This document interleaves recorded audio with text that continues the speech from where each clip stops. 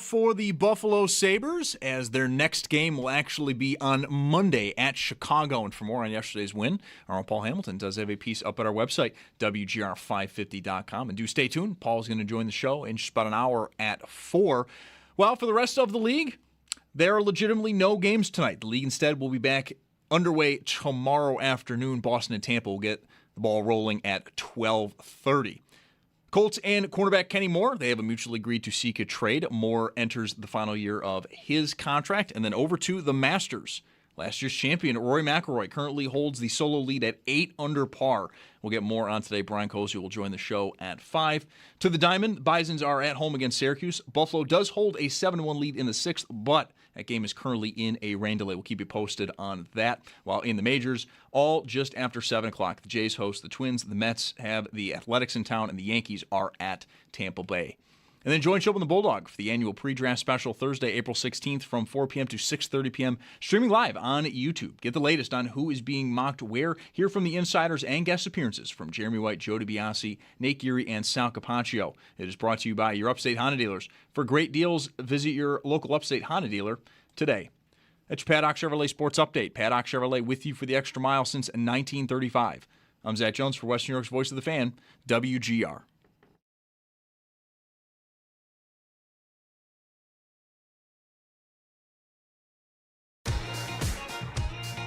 My dad's not here right now. He's still at work.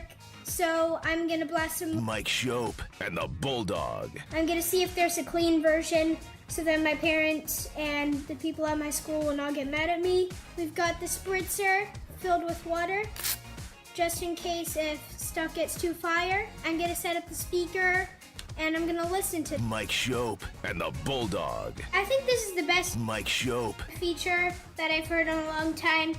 I think his flow is really good in it, and I like his aggressiveness on it, and the Bulldog. Put not enough effort in it. I think overall his flow was good, but I don't like that mobile rapping. That was my review of Mike Schopp and the Bulldog. Didn't need a spritzer. Wasn't fire enough. No spritzer for you. No spritzer. Happy Friday. Oh, this is disappointing. Oh, why are you always so negative? This is disappointing. No nickname for Colton Ellis at hockeyreference.com. That's all right. Well, what's the holdup? The morning show is doing the Lord's work on that front. I think Colton Chaos will take hold eventually. I wish I knew how to get a nickname up on that site. It's not Wikipedia. Yeah, you can't just add it. Go in there yourself. Yeah. Well, there must be an administrator. Maybe you could email the administrator, like, hey, I'm whether you want to. Flout your position. I'm a radio talk show hosting. Yeah, you could email. Oh, no, I'll tell you why I'm not doing that. Okay. You email them and say, like, I got an idea for a nickname for a guy. I think you should put it on your site.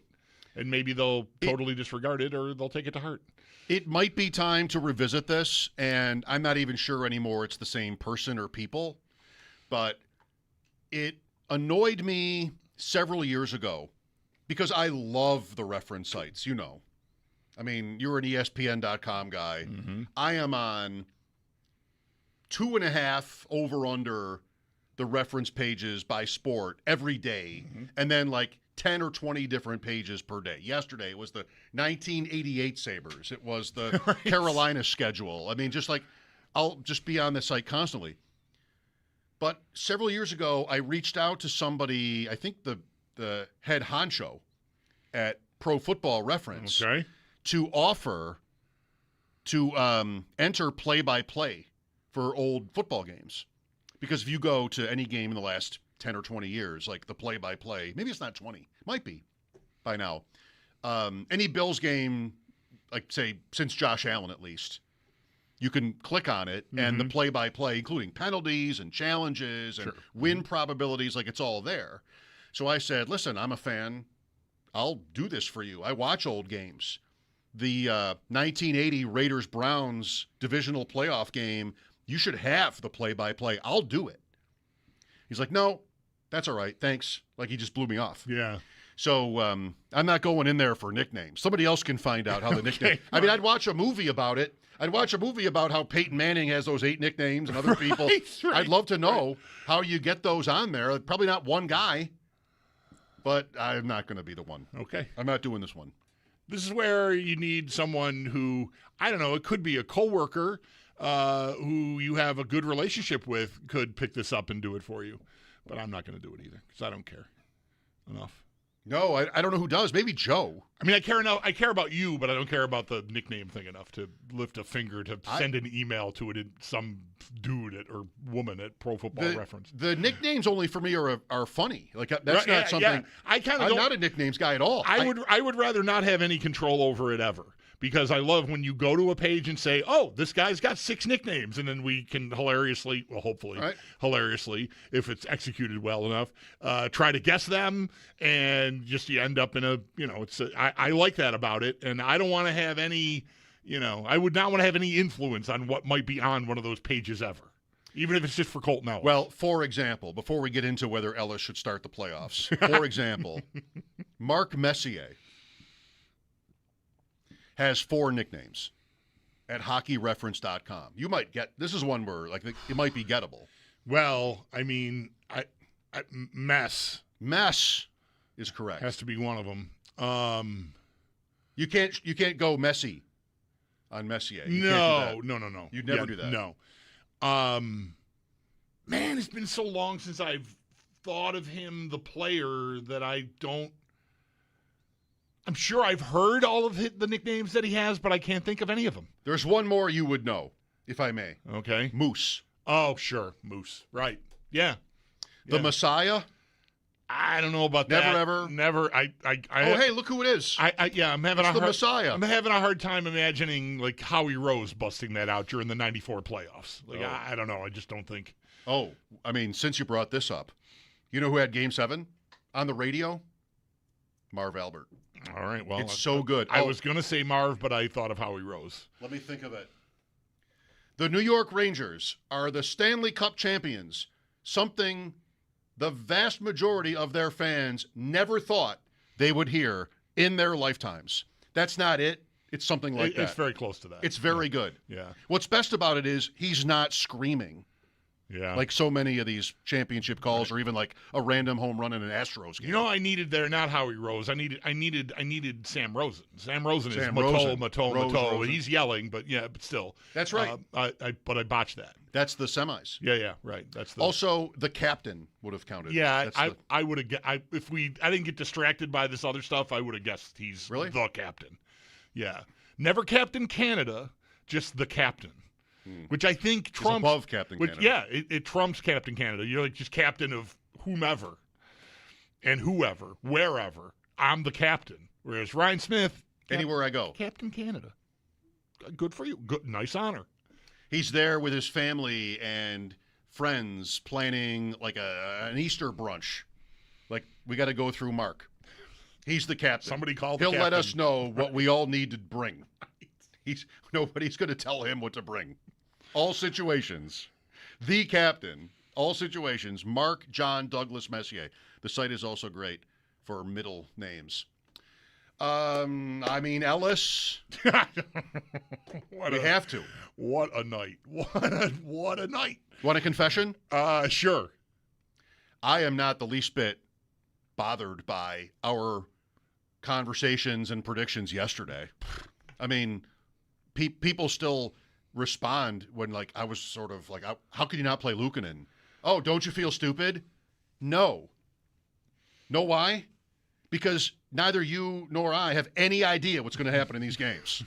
Do not think for a second that I think that. I just would have played Luukkonen because I want to win, and he's my number one. But, how much time did we spend yesterday trying to fend off subconsciously these people who just, like, think you just think you know everything? How much time do we spend on, but we don't know? Right. I mean, practically half the show, which was, I guess pointless because the people are still going to tell you that they think you know. Yeah, whatever. Conviction. Yeah. So Ellis, 37 saves. The confession is, I bet Columbus in the second intermission. They were dominating. Of course you did.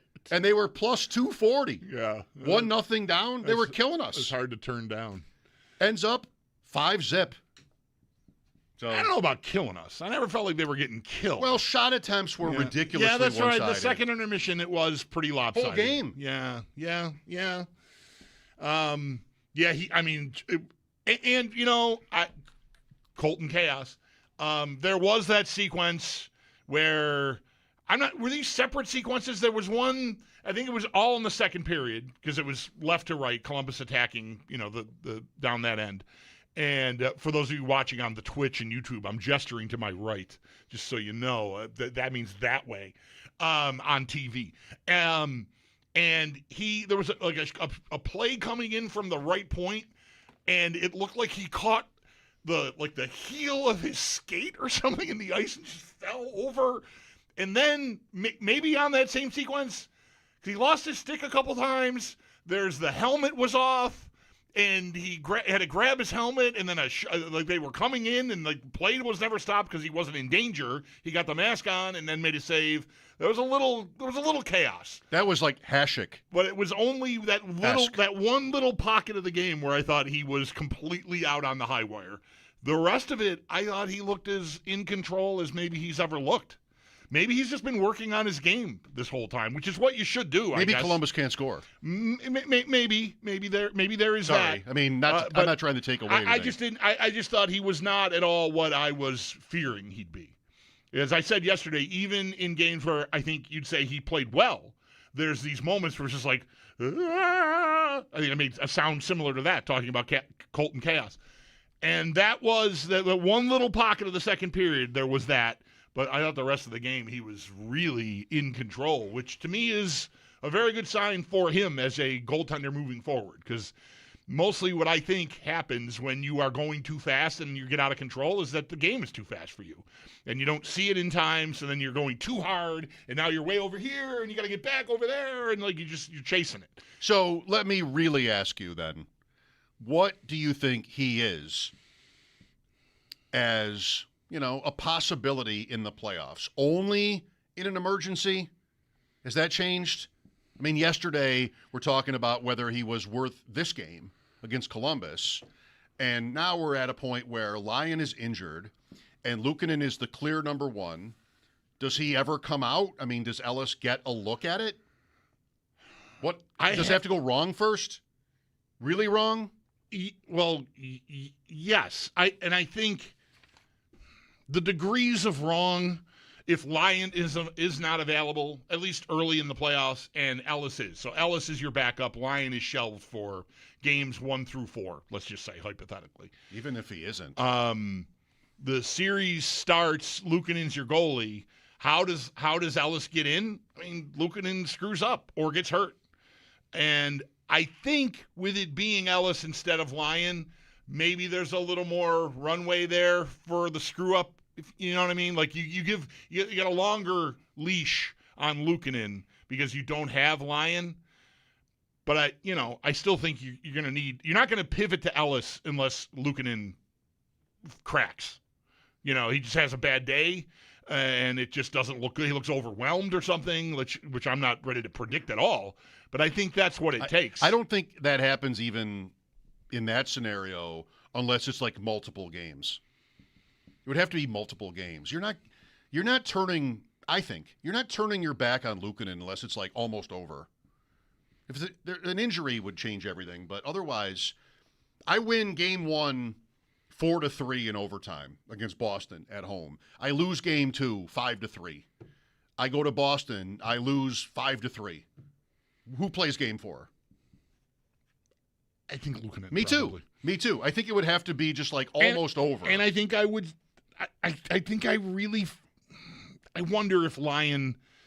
Maybe the answer is different for game 4 if it's Lyon. But he will have gone how long? Right. And he didn't finish Washington. And he'll be coming back from an injury now. Back from an injury, pulled in his last start. A week before that was his last start. And he was rocky in those 2 before that. That's how we got to Luukkonen playing 3 games in a row. This always is changing, and it's wrong to be like really sort of dug in because of that. But I just don't know how he plays again, Lyon. Last night, factoring into that. Mm-hmm. Because, you got a guy here. Look at the locker room after this game. Look at the celebration on the ice, how they pinned down that shutout. I mean, they respect this guy's path. Sure. There was no doubting, if you know the littlest bit about hockey, watching the final few minutes of that game that those guys wanted that for him badly. Yeah. And so, what does that indicate? That indicates that they wanted to play well for him. He's getting this chance, and they're that close to not just winning the game, but, getting him his first professional shutout, or first NHL shutout. He's played in the AHL for quite a while. I would guess he's got professional shutouts. But this is his first NHL season. Right. He made his season debut with the Sabres back in whenever that was, November, or even October it might have been. So, there was clear evidence of, I think, how tight a team they are, that even the third-string goalie was worth rallying around to them. Yeah. Which is nice. I think it just really does speak well of like who they are and what the scene is like inside that team. That, and even I thought that I'll just add this in because I loved it. The more evidence of this. Pretty new guy here in Logan Stanley makes that pass to Quinn for the third goal, and it's not always obvious, but you get guys score a goal and it's like, I scored a goal, and into the glass you go, and like, look at me, I scored a goal. Before Quinn even reacts to like him having scored the goal, the first thing he does is point at Stanley coming around behind the net, like, you MFer, what a pass that was. Rightly. Yeah, and like that is, I just couldn't love that more. It's not everything, but it's evidence that this is a group that, Logan Stanley, he's one of the guys, like the guy that's been here for 3-4 years, can't wait to point at you after he just scored his 20th goal of the year, by the way, right? Was that his 20th?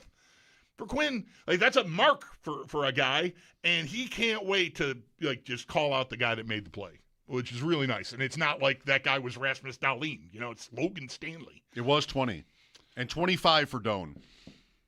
That's think the highlight of the night for me. Is that 2-0 goal. I think that might be the play of the year for them. It's not the greatest play of the year. It's not the most impressive play of the year. But I think about what changed for this team and how different they are from last year. Yeah. And a guy like that, a new guy like that, tracking down, just what an absolute dog, D-A-W-G dog play that was. I'm taking the puck, and not only am I taking it, I'm running away from you with speed, and I'm going to be good enough to beat the goalie and, not game over, but it's 2-0 after a 1-0 game for 40 minutes or whatever it was. What a play. Like that determination, that unwillingness to give up on a play is the thing to me that makes the biggest difference for this team this season and really since December. And that's why I say that's emblematic of the 2025-26 Sabres right there. That's it. Well, I agree with this premise, and I'm not sure I know the term I want for this yet or the word, but what's different? Every fan is asking every other fan, how do you account for this?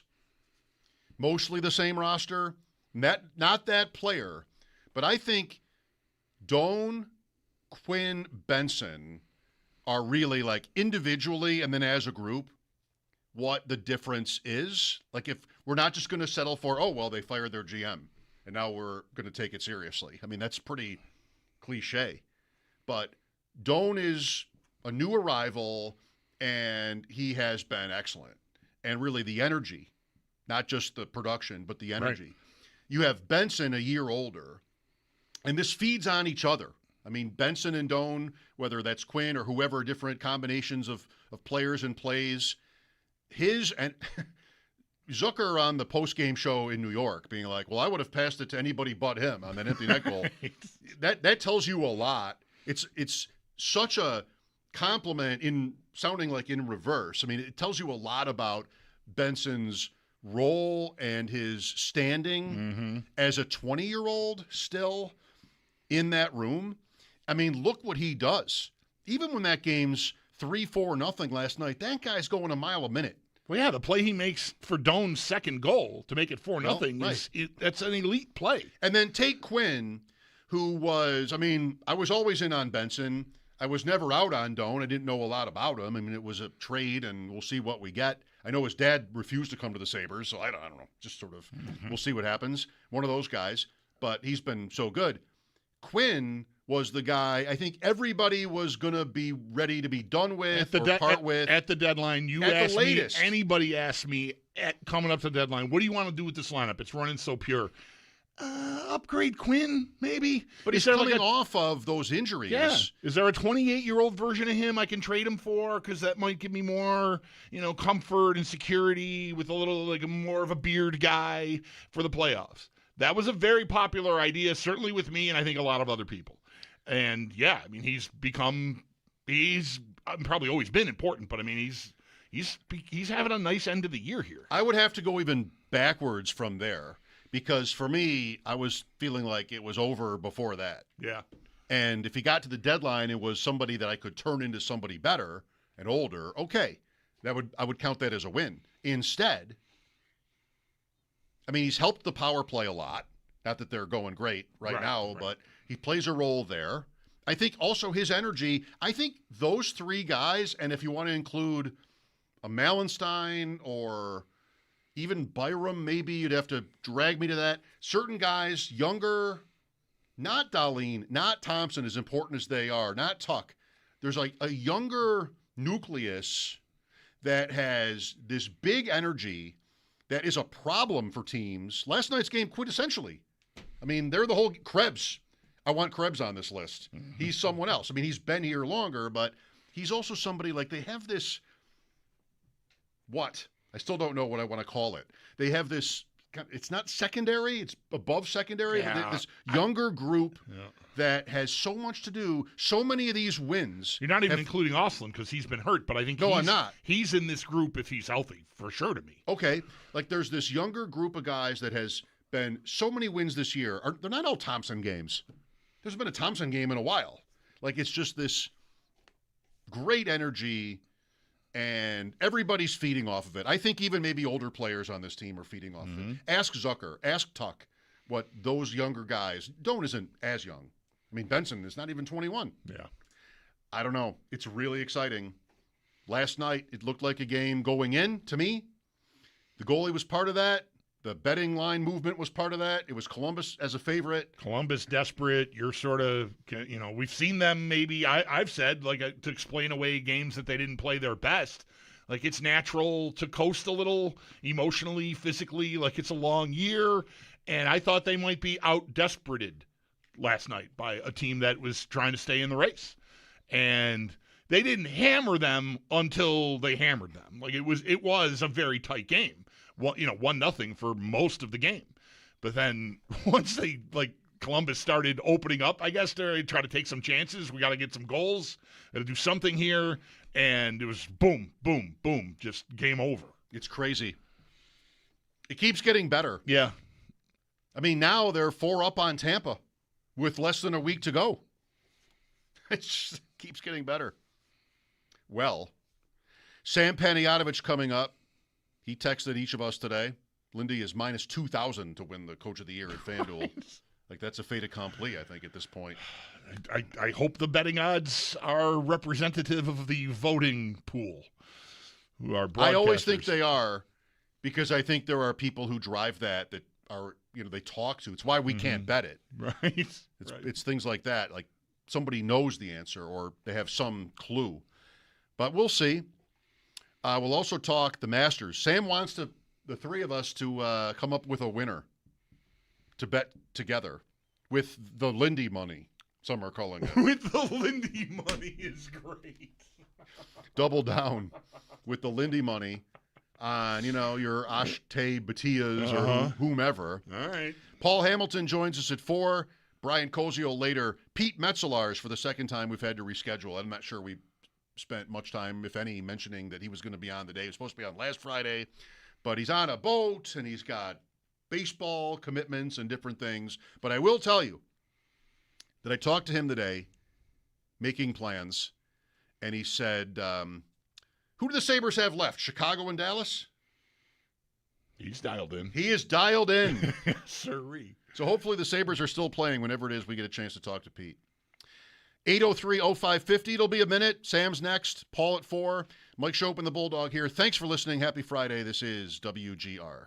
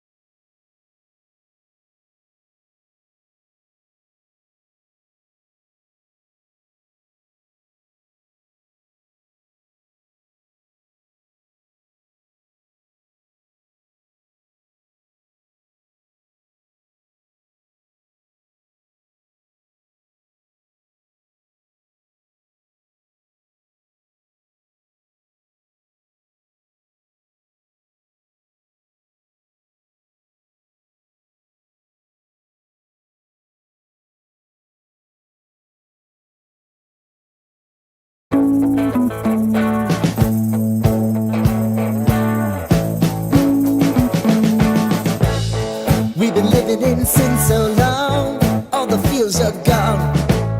Fella stopped me on the street last night, said everything's alright. Roller coaster, make it through the day upright. It seems your meal ticket is gone, but life goes on. I could never imagine something better. Yeah, right. Now you're cooking on high heat in the middle of the street. Roller coaster, take me to a better time. Let's go! All sing your high line with the roller coaster of life. Yeah. It's time to all choose your timeline on the roller coaster of life.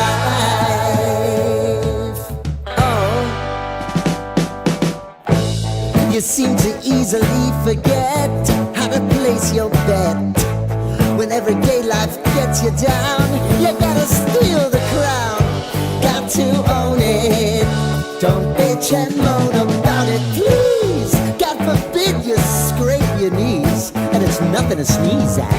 Oh, I've told you over and over again. You gotta get both hands around it and make your own plans.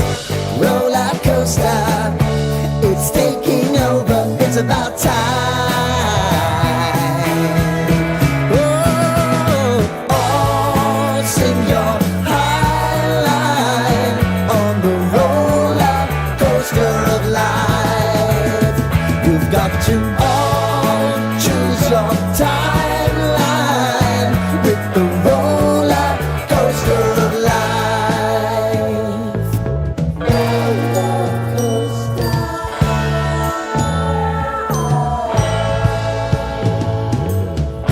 I want to go down the rabbit hole, down the rabbit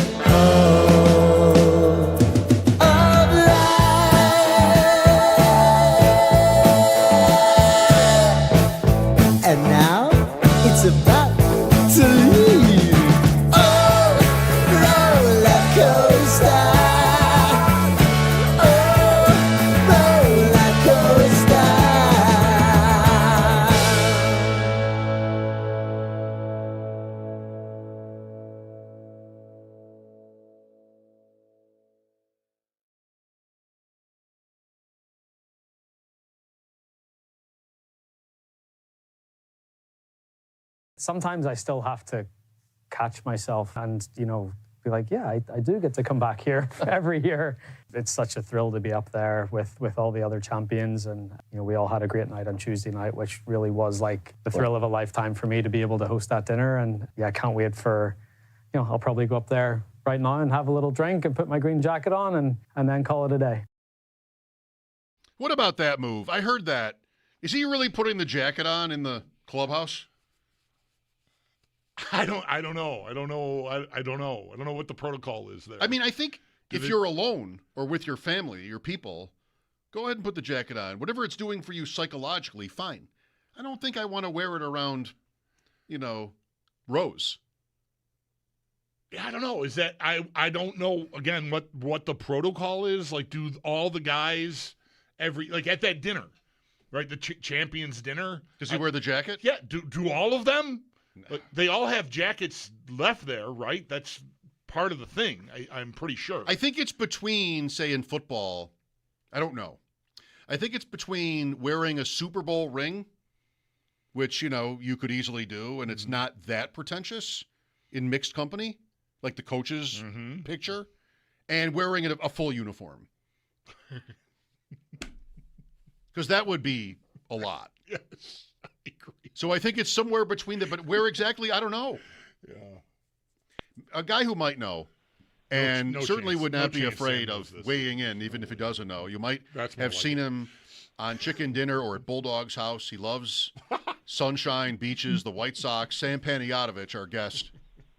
Sam, what do you think the McElroy answer is? Like, is he putting the green jacket on, walking around with the players, or is he just, when he's on his own?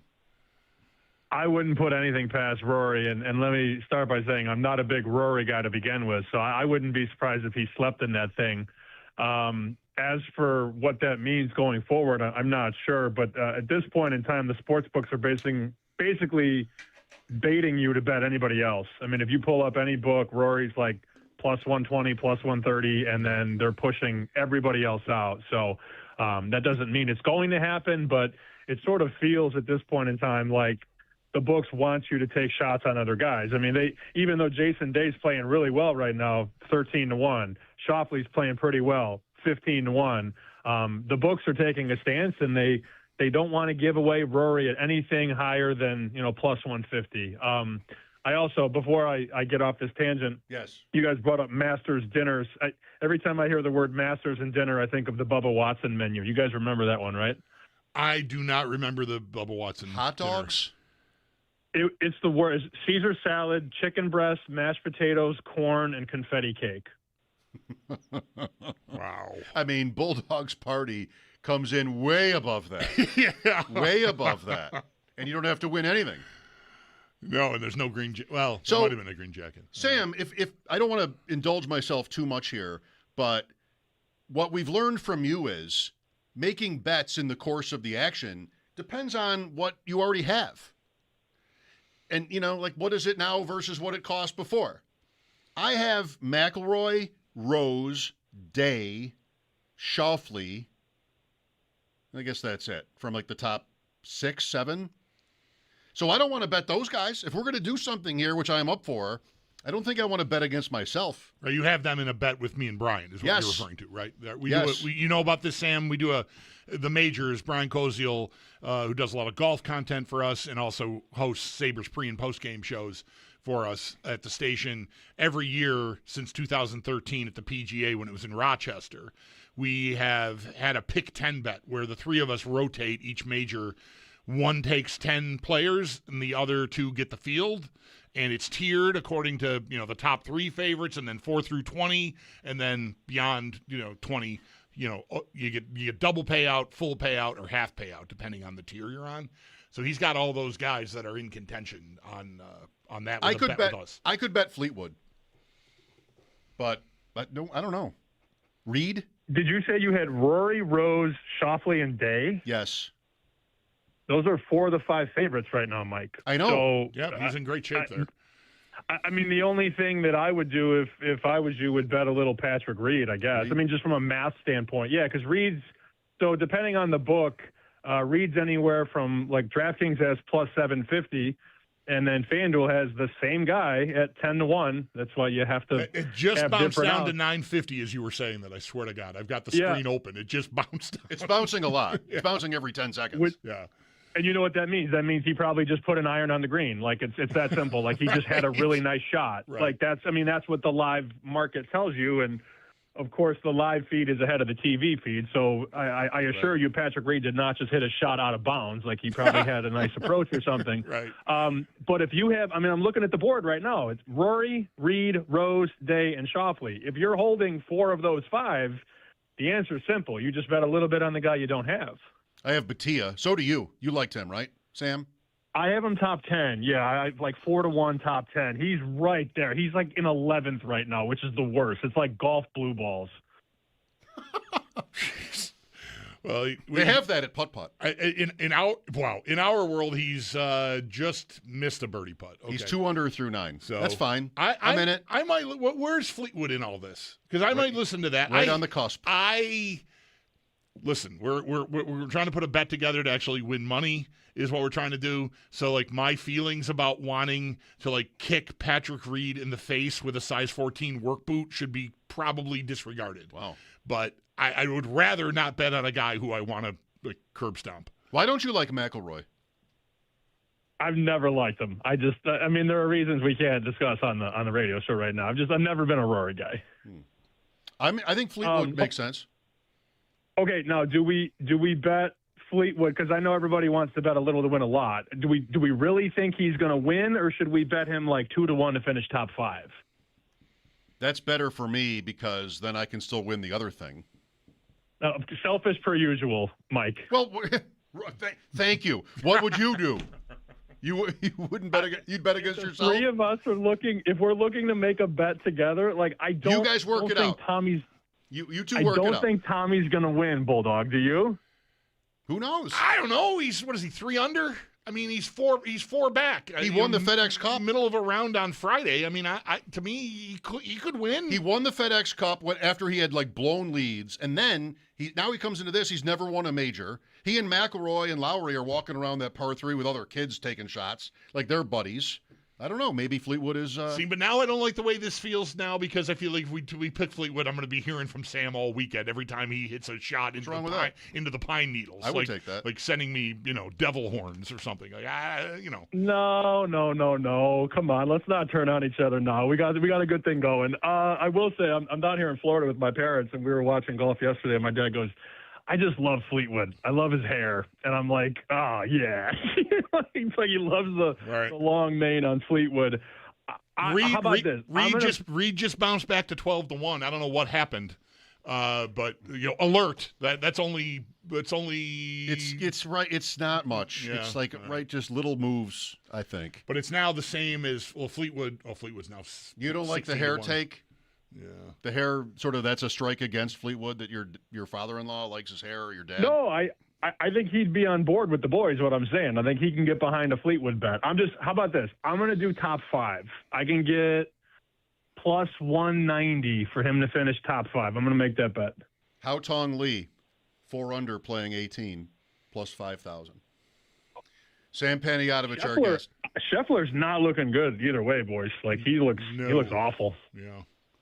That I feel good about, dodging the top 3 favorites this week. Yeah, he went into the hazard on 2 par 5s on the back 9. Like that's wow.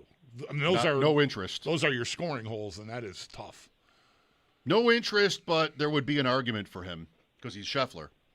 Sam Panayotovich with us. How are we looking on Lindy Ruff?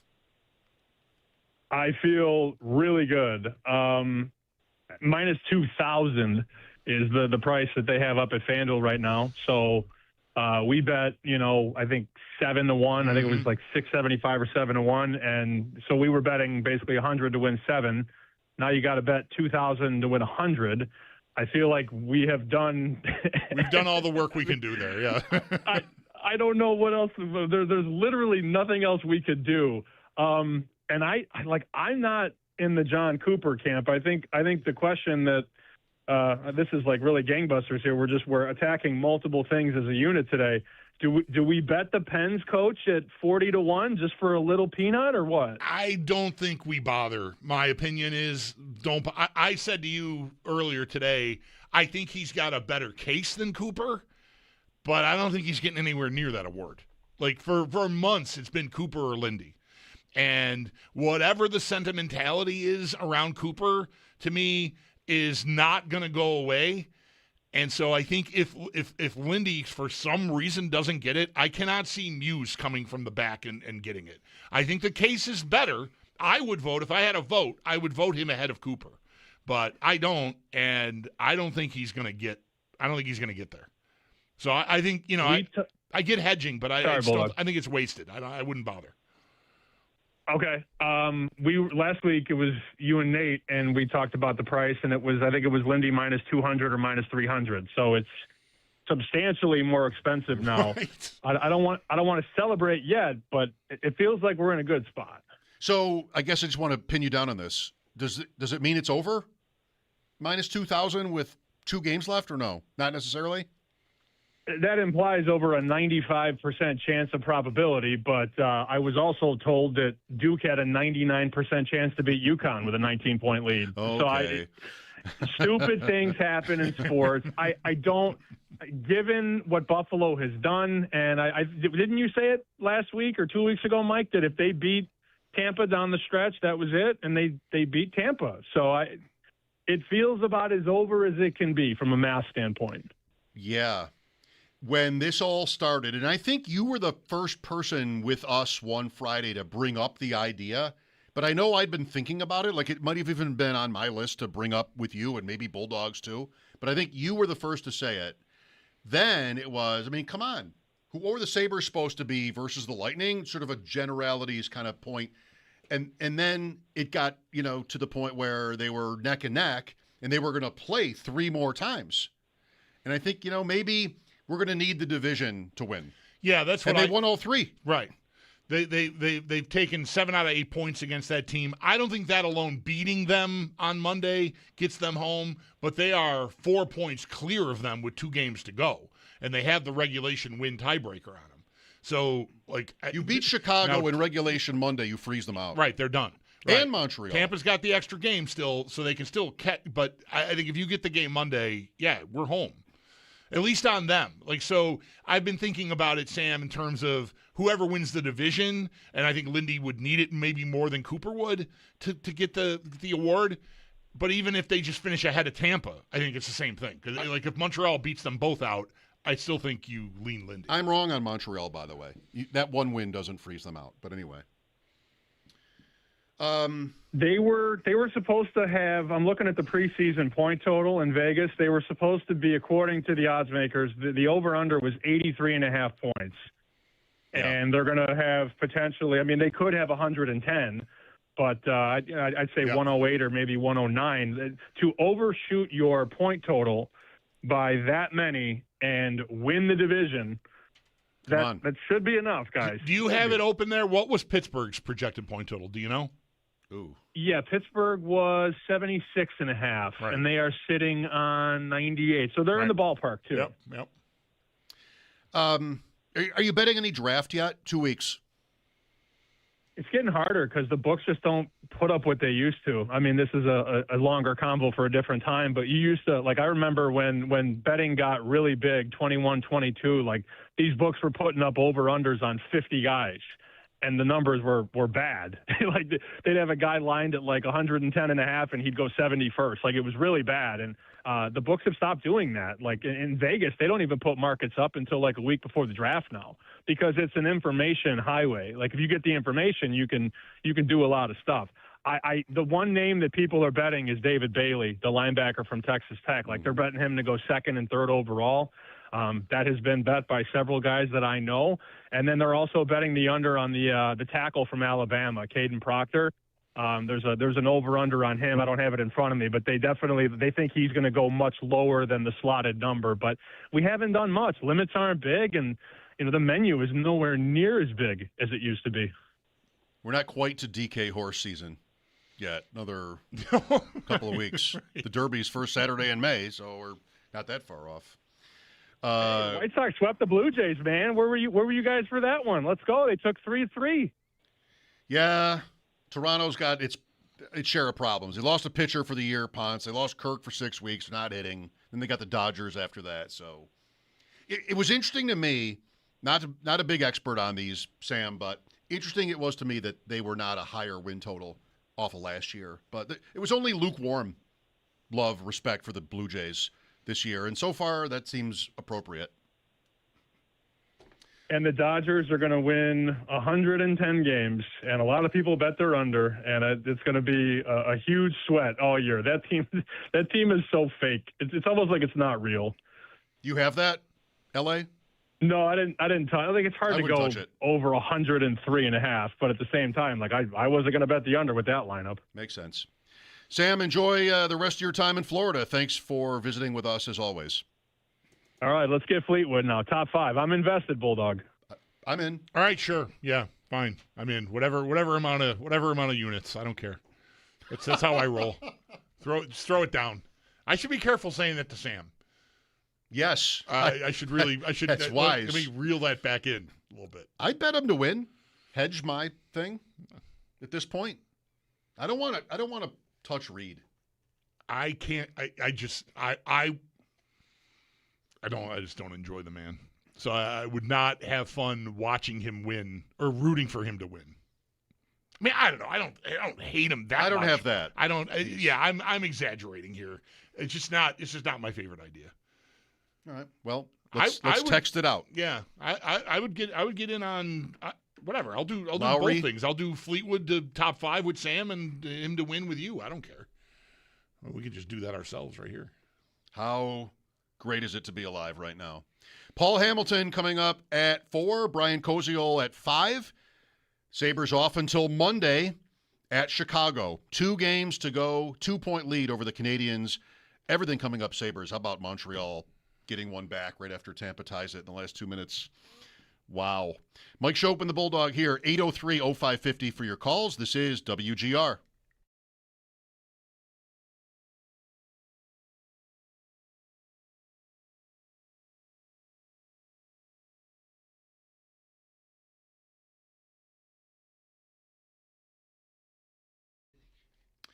Mike Schopp here, my friends at Empire Electric.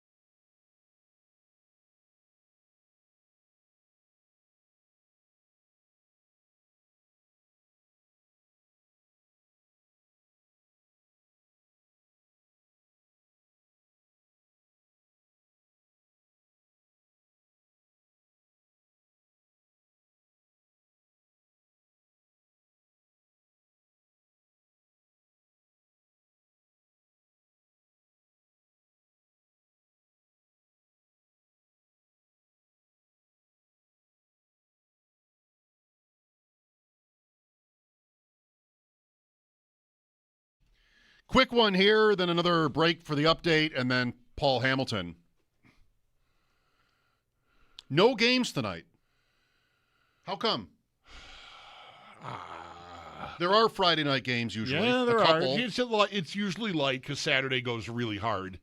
So I don't know. Usually there's 2 or 3 games on a Friday night. It's kind of weird to me that there aren't any games. Busy tomorrow. We'll run it down. Tampa at Boston at 12:30 on ABC. Right. Is where you start. Giddy And up. that's probably before the good master stuff gets going. The leaders go out later than that. Yeah. Mike Schopp and the Bulldog with Paul Hamilton next.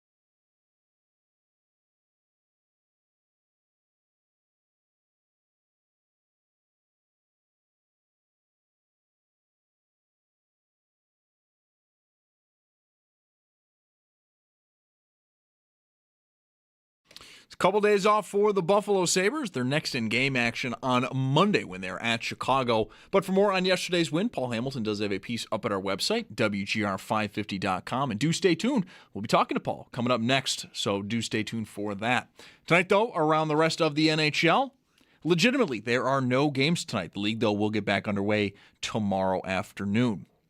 To the Masters, round 2 is well underway. Rory McIlroy does hold the solo lead at 7 under par. We're going to get more on today's round when Brian Koziel joins the show at 5 o'clock. Well, for baseball, Bisons did take down Syracuse 7-1, though that game did end after a rain delay. The Bisons, though, obviously do get the win there. And in the majors, all of these games just after 7 o'clock. The Jays host the Twins, the Mets have the Athletics in town, and the Yankees are at Tampa Bay.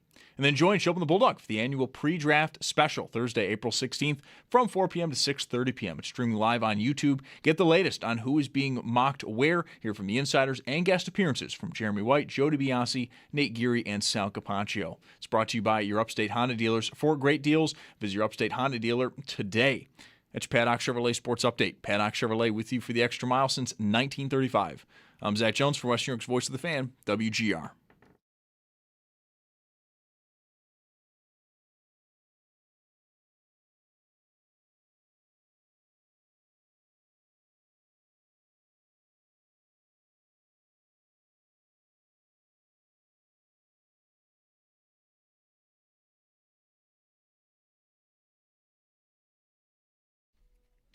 It's possible, but I'm not assuming Paul would be keen to this. Have you started to think about the playoff beards yet? There are a lot of baby faces on the Sabres. Luukkonen has a little bit of a beard going, but I can't promise you that hasn't been there. I don't know. I think maybe it's new. Are guys trying to get noticed on him? Paul, I mean, not to put you in a spot where, like, I don't know. I don't want to, I'm not assuming you're paying attention to this. We don't want to make it weird, Paul. But you've got a couple of veterans here who have the beard and, like, Talk, Zucker. They're sort of like, all right, we're the dudes here. Playoff, although they could probably, they could have to start over, but that's not going to happen. But I wonder about the young guys, if they might be trying to kind of cheat it a little bit by a few days. Well, Benson might be the only one who might have a problem. The rest of them, I think, and Ostland. Other than that, I think most of them could probably handle it. I took off the playoff hair today, my first haircut in 4 months. So, oof, I'm due. Good for you. Darlene, Thompson, we have no idea. Like, we've never seen them with facial hair. Right. Anything could happen. I know. I'm just right now trying to, like, draw a beard on Tage Thompson, and it's not going well in my head. Like, I do not like the image of him with I don't know. It's going to be weird. I will predict he will not take part. Really? Wow. Yeah. Don't players all have to take part? They're not winning anything, Paul. No. You're saying I just don't think he would believe in that stuff. Okay. I could be wrong, but I don't think he would be superstitious that way. Maybe, but I don't know. There's not pressure within a team to try it at least? Like, Right. Are there guys who really like, I'm just going to shave, I don't care? That's what you're saying. The players are so much different than they used to be. Yeah, there would have been a lot of peer pressure back in Rob Ray's era or something like that, but now players are coddled and everything, and I don't think there'd be any peer pressure. But wow. I don't know. I could be wrong. Yeah, I hope you are, because as much as I'm uncomfortable envisioning, I could be wrong. Just the image I'm getting in my head could be not accurate. I don't know, but Thompson with a beard, Owen Power with a beard, like these Remember are Briere? Owen Power might have a problem. Right. Right. I can use myself as an example. I shave once every 2 days. I don't have to shave every day, and I'm a few years older than these guys are. So sometimes you just don't have to shave. Right. Remember Briere and Max? Like, everybody did it on those teams. I know it's a long time ago too, but Max, did he do it? I don't think Max did it. I think so. I mean, it was a I feeble gotta go attempt. back and look at his overtime goal. I'd be shocked if he had a beard on. Yeah, I don't remember him with a beard either. Briere, I can see kind of a scraggly, like patchy, like That's all it would be. like a little kid trying to grow a beard is what I think it looked like. Which I think you have the potential for maybe a lot of that on this team. I don't think Kalinin had one. That's right. I don't remember him with a beard. Okay, well, I look forward to what we get. Yeah. What we got last night, Paul, is a 37-save shutout from a goalie that had not started in months. Yeah, one thing with him though, I I had assumed, and I talked about this with a bunch of people yesterday. Maybe you guys, I don't remember. He had the relief performance in Washington, and I thought he was rusty. There's no question, and Lindy Ruff admitted that too, that he was. But he played 50 minutes or so, more than 50 minutes in that game. So I thought that kind of would get the rust out of him because he's been pretty good this year at keeping himself ready. But I think this is the longest stretch he went without starting a game, and so yeah, I wasn't extremely concerned that with him starting as far as him being rusty because I thought he had gotten that off. And Lindy Ruff has told us, and I can see it when I'm around, he does work extremely hard. Lindy Ruff says he's the first one there almost every day. I love the attitude that he has, and it's so sincere. He's like, I just appreciate the opportunity that I'm getting here, whatever it might be, whether it's playing in games, whether it's practicing, being with the NHL team, being around the guys, learning from the guys. He's very appreciative that the Sabres brought him to the organization, brought him to the National Hockey League, and however it works out, however many games he gets, he's not going to complain. He has not complained once this year. He always has a smile on his face. You never see him moping around. And, he's just, when he's called upon, it's like, great, I get to play. Cool, let's go play. Yeah, I mean, I think Ellis. I want to absolutely applaud all of that because that is what you would hope a guy, even though, he's not like a fresh-faced new guy to pro hockey. He spent a lot of time in the minors. To take the opportunity Lindy mentioned yesterday after the game, Paul, that he's always out late. Anybody wants a goalie, like he's the guy, and that's the role of that guy. That guy should not get to say, sorry, I got an appointment to go, whatever. It's like, somebody who's recovering from injury or is not playing, wants to work on something, that's the guy. And what you're getting out of that, if you're him, even if you're not playing, is the opportunity to work with NHL players on a day-to-day basis and get extra ice and just hone in on the things that you need to work on. And I don't know, I don't want to make too much out of one game, Paul, but aside from that one stretch where he lost the mask and looked like he caught his heel in the ice or something and sort of fell over awkwardly in the second period, which was, almost a disaster, I admit, he was the most in control I feel like I've seen him in a game. And I want to hope, anyway, that that's evidence of the work he's been putting in, that he's learning how to handle playing with, against and with NHL players.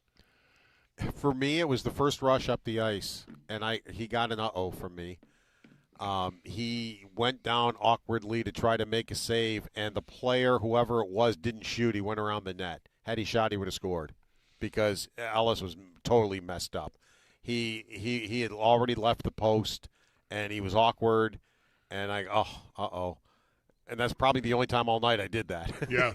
After that, I said to myself, he looks really quick tonight, up and down, over. I mean, that's as quick as I've seen him. He looked fast. He looked confident. He didn't get shook up at all by the chaos around the crease, and there was quite a bit of it. And that didn't seem to faze him. He just fought through it and would stick an arm out, get a leg out, whatever it might have been, to make a save. They hit a crossbar, they hit a post, very bang bang type of a play. I always say too, and I don't know if your goalie would agree with this. Sometimes I think players hit the post or the crossbar because the goalie played it so well that there's no place to go with the puck. Yeah, if you're looking for daylight and, the only daylight is, to the left of the glove and that's the post, that's a good job by the goalie, I think. Yeah. Right. So I don't know, I always, when it's a post or crossbar, I always wonder, well, is it because there's nothing to shoot at or just the luck of the draw type of a thing? And you never know. Right. But, I agree. I just thought, how quick he was and everything, and you could see it pretty early. And, he had to make some good saves. I mean, the Sabres defended the lead till they finally started scoring some goals. But they did it, too. They had 52 shot attempts after 2 periods. And then I looked. I think 15 of them are wide. The Sabres had blocked double figures by then, maybe 13. And I thought, okay, yeah. And in the second period, twice a Sabre defenseman got caught on the ice, the two defensemen. Samuelson had, I believe, a 2-minute and 45-second shift, almost a 3-minute shift. Good God. And that's when the post and the crossbar all Right. came into play, and it was big schmozzle all over the place. And you got guys pretty much dying out there on their hands and knees. But they Ellis made the saves. They somehow got through it. There was two different times that happened, and I think that's where the shot totals went up quite a bit, shot attempts and shots, because the Sabres it was a long – they did get the puck out once, and I think the center and the wing got off. But the defenseman had no chance to get off. And back in they came, and they were shooting from everywhere. They knew they had the Sabres on the rope, so it was just like, let's keep shooting. Right. This kid's a rookie. The defense can't even stand up anymore. Let's go. And they kept the puck out of the net, though. I think it's only the kind of thing you could have guessed at before seeing the evidence of it last night, Paul. But the final few minutes of this game, final few seconds of this game, the amount of desperation with a 4-0 or 5-0 lead, that they had to block shots and try to preserve that kid's shutout said so much about what they think of him, I think. Well, look at how much Norris, Doan, Tuck, and Mallenstein enjoyed making that kid come out for a curtain call. Right. And when they got him out there, I think they almost broke their sticks. They were slapping the ice so hard. I saw Tuck definitely banging and they just had smiles from ear to ear. It was almost like they were enjoying the kid's shutout more than he was. And they made him come out, and the fans honored him and everything. And that's the way they are. I mean, they're a good group together. There's some good guys, and he is a good guy. Just talking to him, you can tell he's brought up the right way. And it's nice to see good guys succeed. I've seen some people in that locker room who are not nice people, and it's just whatever. They have a pretty good group here, overall, that are that care about each other, that are good people, and brought up the right way. I think Doan would be somebody in that category who came up in a hockey family, and you can tell he was brought up the right way. And that's one thing I will say. It just seems like it's a group that really enjoys being around each other. Well, it's funny you mentioned that after referencing Bulldog's son. The irony is rich. We'll defer to @OwenP29 on this one, but I'll ask my daughter, the center, what she thinks about that goalpost point. She is competing today, by the way, in the world's largest girls hockey tournament. Oh, really? You didn't tell me that was what this is. Well, the Ontario Provincials, because there are so many teams and leagues and places and girls, is like technically I read that. Wow. Only a handful of teams make it to today, but her team won for Brock Badgers, and she scored, and so far so good. Paul Hamilton, no judgment, here. I don't need any rebuttal on how she's been raised. Whether she's from a good family. Well, Paul, how about this though? As further evidence, Paul, you've been to my house. You know what it's like over there. You know, no more commentary needed. The Quinn goal. Another example. I made this point already earlier, but I'll make it again with you. Quinn scores his 20th goal of the year to make it 4-0, or no, that was 3-0. Excuse me, because the second Doan goal made it 4. And there's no, he's happy, of course, but there's no, I just scored, smash into the glass, look at me. He cannot wait to point at a guy that's been on the team for a month. Yeah. Stanley. And I loved that as much as anything that happened last night. Yeah, no, absolutely. That's the way he is. I see him do that quite often. He will always defer, all right, I scored, but I scored because of this guy. This guy is the reason I got the puck. And he's always like that. Even when you talk to him in the locker room, he always defers to his line mates. And that's why, I had him in the pregame yesterday, and we talked about his line mates a lot. Yep. What have you learned from Zucker and having him on your line? Because he's been on a line with those.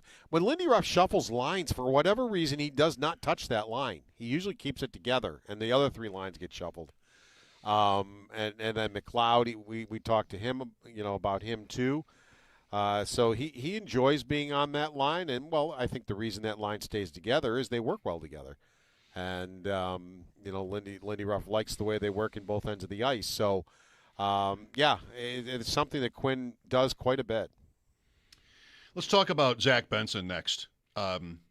What, from your inside perspective, has been kind of the evolution of him in 3 years? So young, still only 20, but has carved out this really special role on, a team with 106 points and 2 games left. And he's no small part of it. What's been sort of what have your eyeballs said on him as a teammate? I don't know, like how that's maybe changed or evolved in the last couple of years or this year alone? And he seems to have found a home on that line. And with him, it seems like he finds a home on any line. That's what I was just going to say. I think he will elevate almost anybody he plays with. And now that he's with, all of a sudden Norris is starting to pick up points. Benson is starting to pick up points. It's not that his play has changed, but the points are starting to add up for him. I'm just looking right now. He has 4 points in his last 3 games with a couple of goals against the Rangers. And you go maybe 3 or 4 more games, and he had a 4-game point streak not pretty quick before that where he had 6 points. And he wasn't picking up points. He was very effective in what he was doing, but he wasn't picking up points.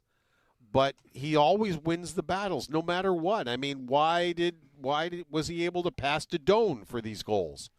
Because he's there, sticking his nose in there, and he has the desire to win every single battle. And he has to have the desire to win every single battle because he's never going to be bigger than the guy he's battling with.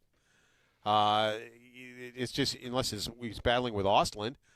But other than that, I mean, he's not going to be – but he's winning the battles, almost all of them, because he just has the tenacity and the willpower and everything that I am winning this battle. No matter what, I am winning this battle. And then he wins it, and next thing you know, Doan pops open or Norris pops open, and they get the puck, and bang, it's in the net. And it's just as simple as that. Look at the tip-in goal. He had Dahlin banked it in off of him. Because he a bigger defenseman, he goes to the net, he spins away. Now he's there. Dahlin sees him there and just takes the puck and banks it off his shin pad. And where is he? He's standing in the crease. Yep. And winning the battle. He's available. And just it's amazing somebody his size wins the amount of battles that he does. And it's just from sheer desire that I'm winning this battle and you're not. So is there anything more to say about like his standing with the other players? That's what I was wondering about. Like, that's what I'm asking. He's the butt of some. I mean, Zucker made a joke about him on national TV on Monday. We've seen the clip. I don't know if everyone out there has seen it. The clip of Tage Thompson. This is like months old now, saying he's the stupidest teammate I've ever had. But like all of that is with affection. I am quite sure. Oh, they kill him in the locker room. It is hilarious. Right. I mean, he was coming off injury, and, of course, the media is all around him, and it was Zucker and Norris and Dahlin, and a couple more were in there, Lyon, and the locker room just shut down. It was totally silent for this, and they're just sitting there looking at him, and somebody asked him about, well, you really couldn't be on the ice, but did you spend a lot of time in the weight room? And he goes, oh, you should have seen it. He goes, I am so much stronger now. Look at these muscles. And Zucker lost his mind. He went absolutely crazy, as did Dahlin. They all did. The him and the haw and the screaming and everything, it was just hilarious. And Zucker goes after him, and he goes after Kulich, like, all the time. Kulich said one day, he goes, I think I'm afraid of him. Paul, like, you've been around a lot of teams. It's just all year, maybe not all year, but so often sounded, and winning is maybe what you need for this, but just like these stories and these interviews where you can tell that the bonding, and, it's an interesting mix for this. Is there something that, I mean, there must have been something they got right, whether that goes back to Kevin Adams or what, but the chemistry is so interesting. Yeah, they spend time together, and they're not afraid to have hard conversations. Like, I think the best thing that happened to this team was Thompson getting hit last year and nobody going to his defense, because they all sat down and had some hard conversations and said some things that needed to be said but were hard to hear. And they've been different ever since. You know, it's almost like that turned the team around. And now they're totally the other way. And I sat down with Benson the other day to do an interview, and we chatted for a while. And I was asking about Zucker, and I said, I'm in here. I see how much of a hard time he gives you. But I said, what's it like to be like right, 2 lockers from him in the locker room? And he said, it's great. He goes, I can sit at lunch and talk to him and learn so much hockey, about being around the net, this, that, the other thing. He goes, it's so great to have him around to do that. And of course, to keep things light. He's the guy that does keep things light. I mean, what you saw on TV is what I see in the locker room almost on a daily basis. I mean, he will keep things light, but he is honest with these guys. But yet, and also, he has a lot of experience in this league, as you all well know, and he's more than willing to share it with these guys. And Kulich will speak the world of him and say how much he's learned from him, and so will Benson. Paul, before we wrap up, do you have any update at all? I know there was nothing today, and I doubt it came up in post-game yesterday. Where's Ostlund at? The reason we're not asking about him, it's like when you see him, he'll be ready. Okay. Because Lindy Ruff said he can walk in tomorrow and be ready. He goes, I can't tell you. He said it's the type of injury that we just don't know. It's going to end when it's going to end. It could be tomorrow. It could be a week from now. Who knows? And it's been a couple of weeks now. Yeah. So, there hasn't been – it's one of those things that they can't pinpoint as far as a time when it'll be done. It'll be done when it'll be done. I don't think he has what Kulich has, but I'm comparing it to with Kulich's. I mean, when was the blood clot going to dissolve? Well, when the body lets it dissolve. Yeah.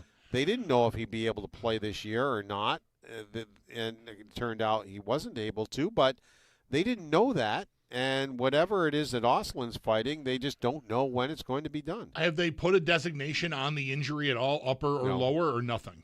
I believe it's an upper body injury. Okay. I was going to say mid body, but I think it's an upper body injury. All right. Thank you for not saying mid body. We want to keep going here. You did, but whatever. Yankees at Rays. Bulldog will not be watching. They're back in their stadium. Yeah, I can't watch games from that stadium. Yankees at That Rays. is the worst baseball stadium I've ever been in by far, and I've been in probably half of them or more. It is awful. I didn't hate it, but it might be because I thought I was supposed to, and I touched the Rays out in the pond out there, and great. I don't know. It how wasn't was Yankee baseball to me at all? How was Yankee Stadium? Oh, it was awesome to be in the front row. I mean, we were in right field in the front row, and yeah, it was cold, but we also, with that ticket, could go in the Coke Club and warm up. It's like watching in the press box then when you're in there. And so you can warm up a little bit in there and then go back to your seat. But it was just phenomenal. And Judge is good with the fans. It's great. He'll interact with the fans and chat with them a little bit, or just a little bit of back and forth. He's really good with the fans out there. And some of them, you know how people are. I mean, some of them probably aren't the most complimentary things, but he's fine. He knows how to act. He knows how to deal with it, and it was just a lot of fun. I kidded because Leiter's now pitching for the A's, and I couldn't stand him as a Yankees pitcher. And I said to the person I was with, as he's getting lit up, because the Yankees were down 3-1, and they lit him up for 4 runs before he got an inning or an out. And I said, that's the best Leiter's ever done for the Yankees since he played for them. I said, and he's pitching for the A's. So I said that's the best he's ever done for the Yankees right there, as he basically let them win the game. So Leiter was not my favorite Yankee. Evidently. Did you stick out your hand for a high five like these golf fans do when McIlroy is walking through the fans? Did you do that? No, but I thought for sure we'd get a ball there, but the home runs were to the other side. It wasn't to our side. I thought maybe somebody would, especially when you're right on the wall there, I thought maybe somebody might hit one over there, but they didn't. So, no, you didn't stick but your hand out. But it was still fun. Even though we were freezing to death, it was still fun. Thank you, Paul. Enjoy your weekend. You too, guys. Take care. The trip to Chicago is Sunday, right? It is. Yeah, I'm off to Chicago on Sunday. All right. All right. Safe travels. We'll catch up on Monday, bud. Mm-hmm. That's our Paul Hamilton. His appearances on WGR are brought to you by Raylax Honda. Raylax, we got this. Would you ever stick your hand out at the Masters to try to get a high five from like a player? No. No, right? No, I'm not. Unless you're a little kid. I'm not deeply offended by people who do it, but I'm not. I don't. What do you need, a high five? I don't need that from John Rahm. Like, what am I going to do? Am I going to take a picture of it? Am I going to like tell? Hey, I got a high five. I mean, I guess it's cool. I mean, but I don't care enough. No. Never, ever, ever. Come on, people. They're trying to. They're in the arena. They're trying to play and win. I saw Justin Rose early today. Before it was after he sort of stabilized and he did more than stabilize. He's like third now, tied for second at 5 under. He hit a ball. I think that hit. I'm gonna say a fan because I can't get fired by CBS or the Masters. Hit someone watching and bounded back into the fairway, so like really did him a solid because he was going to be in the pine straw or in the trees, whatever. But it hit someone, and he went over there and took his glove off, signed it, and gave him the glove he was wearing, and then pulled the new glove out of the bag. Keep your hands off the players. So that was an interaction during the round, not even just walking out there, but pretty nice. If you haven't seen this, real quick, Nicklaus in '86. Legendary, the most perhaps legendary, other than Tiger, 97 maybe, like the all-time Masters. Nicklaus is in the clubhouse. He's done before Norman and the other because he came from behind. He's in that Butler cabin. And when Norman misses the par putt on 18 that assures Jack the title, he comes out of the Butler cabin. I think it's Butler cabin, the house. He comes out of a house with like 2 or 3 security escorts. These guys cannot keep their hands off of Nicklaus. One guy's grabbing his wrist like super awkwardly, like he's just holding him by the forearm, trying to guide him to where he's supposed to be going. Yeah, like who knows better than Nicklaus knows where to go better than these officers do. You would think. So the one guy's got his hand got a grip of his arm. Other guy's coming up just patting him on the back like it hurts. And Nicklaus has a big smile on his face, and they've all realized that he's just won the tournament. So they're coming up to him and like touching him on the chest and sort of great. And he seems to be enjoying it, waving to the fans up on the staircase. But these people have got to keep their hands off of him. Yeah. Come on. We've come some ways as a society to know to do that. Yeah. Just let Jack Nicklaus walk by himself without having to grab onto him. Please. The update is next, 803-0550. Brian Koziol at 5. Want to talk about the Sabres with us? Give us a call. Mike Schopp and the Bulldog, WGR.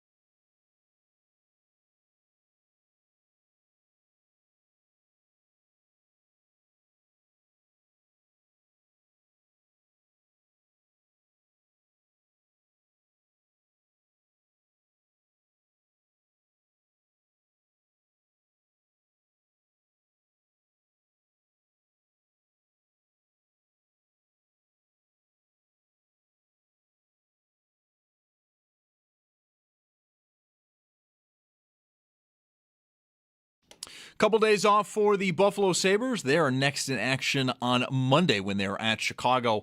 For more, though, on yesterday's win, our own Paul Hamilton does have a piece up at our website, WGR550.com. As for the rest of the league, they are also all off tonight. Not a single game tonight, though. The league will get back underway tomorrow afternoon. The first game will be at 12:30 when Tampa Bay takes on Boston. To the Masters, Rory McIlroy still has that solo lead at 7 under. Patrick Reed, though, is just behind him at 6 under, and we'll get more on today. Brian Koziel will join the show in just about a half hour at 5.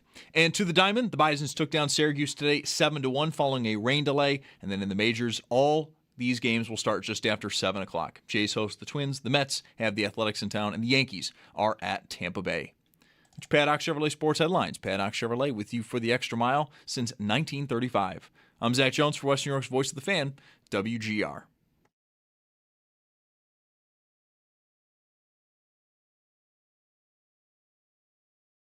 It was awesome, start to finish. And, I think we played a great game too. We stuck to our game, and I think the guys did a great job kind of getting in front of pucks and, letting me see the lanes and everything like that. So, it just felt awesome with the crowd too. And, they've been so awesome here for the last little while. I know everybody's been saying that. We talk about it in the room, how awesome it is playing here. And, it's just a lot of fun. Colton Ellis. So we were vindicated, those of us who thought he was the call last night. Obviously he was. You are not allowed to do that. You don't have to apologize, but you cannot do that. Luukkonen would have had 38 saves. Yeah. To Ellis's 37. You know what I love? I love what just happened in here right before the microphones got turned on. While Colton Ellis was talking. I grabbed my thumb in pain. That hasn't healed miraculously overnight? That's too bad for you. Sorry. It's a grade 2. Have you been diagnosed? No, but there's got to be a grade 1 and it got to be a grade 3. You did your own research and you decided. I didn't do any research. Grade 2. But whatever, the grade 1, I'm not even sure if it's the most painful or the least, but it's in between. There would be a lesser thumb sprain than I have. Okay. And there would be a worse one. So I've got to be a grade 2. Go as you were. What were you going to tell us? What happened during the break? How can you be sure? Because you're the only one who knows your pain tolerance. What if your pain tolerance is embarrassingly low? Or amazing. Why don't you say that? It could. It could be that. You said it. That's possible. Sure. It's a grade 2. Yeah. I don't need to find out. No, what I was referring to had nothing to do with your thumb. Was you yelling, "Get in the water!" when Patrick Reed had just hit a shot. The best. Because whether it's one guy that you have a FanDuel bet on, or in this case, you've got 10 guys you've bet on, and he's not one of them. I respect that reaction. The most fun I've ever had watching golf was last year's third round of the Masters, early on Saturday. Okay. Just lots of different action. You weren't there, but you were texting me. I think you even suggested one of the hole guards, I think, at one point. And I did that, and then he birdied right away. It was just I was having the best time rooting for and against, against the guys that – did I pick last year in the Masters? I don't remember who picked. Yes. Okay. I am always recommending Hogards. So I had my 10 guys, and so I had that plus, 3 or 4 other bets that sort of popped up as Saturday was starting, and it was just so much fun, being out for that, and Rory made a charge to Shamble. It was just the big guys were all out, and it was a really great round of golf on a Saturday. But the action that I had was, enhanced it. And so there was a lot of, no, yeah, every shot by most guys mattered in some way. You went 2 for 2 last year. McIlroy at Augusta, Scheffler at the Open Championship. I mean, they both were half, they favorites. They weren't hard picks. And I didn't get paid off big because there was half units for both guys, I'm sure. The year before, Schauffele, look at my stats here. Ow, again, that hurt. Use the right hand. What's happening? I was talking to my wife today. She's like, how'd you do it? And I don't know. I'm on my phone all the time, and when I wake up in the morning and go on my phone, I sort of hold it like this. because I'm doing, crossword puzzles and different things. And so my thumb is kind of stretched out. Like it might just be a repetitive injury. Yeah. That hurts a little bit just doing an L. But then I get up and it's time to take Margot out. Doing an L. Yeah, just doing an L. Yeah. There's a little bit of, I can feel that. Grade 2. So I take Margot out and she just cannot wait to do anything. So when it's time to put the leash on her to go outside, she jumps up and I try to grab the collar and try and like today I was doing that with my left hand and that hurt a lot. And then I got to keep the leash in my right hand so she's not pulling all the time on my left hand because my thumb hurts. Yeah. So then I got to open the door. With your left hand. Right, because the leash is over here and then Yep. as soon as I open the door, she runs and that's not helping. I had this in mind for Sam earlier, and we might have asked him about this over the years, but if we did and he answered, I forget what he said. What's your favorite sport to bet? This golf bet is a godsend. Is that a little strong? I love it too. I'm not even playing when I'm rooting for Patrick Reed's ball to go into Rays Creek. No. I'm not even playing. Like I really want that. That's a real, yeah. No, I mean, I don't know how. I don't want to name names here, but I mean, I have like out loud in front of my family at Father's Day during the U.S. Open wished for someone to break their ankle on a sprinkler head. Because I know, can't beat that. Because I know I'm in tough. I'm not. This guy's running away with it. Like, bah! That, and I don't really want it to happen. But like, it's this, and it's not even a lot of money. It's just the idea of it. It's a little bit. Right. And I don't think. I think I already said it. The most fun I've ever had watching golf was last year's third round of the Masters. I think, and the wagering was a integral part of that. I think that means golf is the most fun. It might be me. Because it changes every shot. Like we were talking to Sam an hour ago, and the odds were one thing, and they changed 4 times during a 10-minute conversation we had with him. Because he said it like, oh, Patrick Reed just went to but he just hit a good approach shot. Like that is betting on golf, and that makes it the best. I mean, I have fun with all the parlays and stuff I do, but this is more moment to moment than waiting for 3 games to finish that started at 7:30. This is just more. There's more immediacy to it. Yes. Hockey and basketball cannot compare. Hockey is, just like 1-to-1. Hockey is what? You're betting on a team at odds. Okay. See who wins. Right. Okay. Basketball is, I'm thinking more like a point spread bet is a basketball bet. Mm-hmm. But for most games, you're just kind of riding it out. Yep. And then maybe, like I had UConn 6.5 against Michigan, and they lost by 6. Just like the whole night was kind of a waste. But the last couple of minutes is good. Yeah. That's not the best. No, it's not. Football's fine. Football is probably the most popular. You got props on players, which in the NBA or in the NHL, that's different. Thompson sitting on 2 goals when I got the hat trick bet is pretty fun, for sure. But I've sort of gotten out of that business. I don't think anything can touch golf. I agree. Unless maybe if you're sitting there and you trust that you're maybe if you're in the sport wherever you are that you're up to the second. So you're watching it and you're betting like who's going to get the next basket or something. But even that's like too much for me. Like I want to be able to make a choice. I'm backing this guy or these guys and then watch them hit a bunch of shots. That works for me. I don't want to be staring at my phone the whole time going, is Curry going to make the next 3-pointer in this game? Like, no, that doesn't even like. I am not going to enjoy that at all. That's a different category altogether, isn't it? Yeah, I think so. So I think golf is very hard to beat for me. I really, really like it. And the pick 10, all I really need is that with you and Brian. That's enough for each tournament. I've got either whatever by the weekend, what have I got? 50 guys that I'm rooting for or 10. Either way, there's a lot to work with, and it's really, really fun rooting against the guys you don't have. You had the Masters in 2018.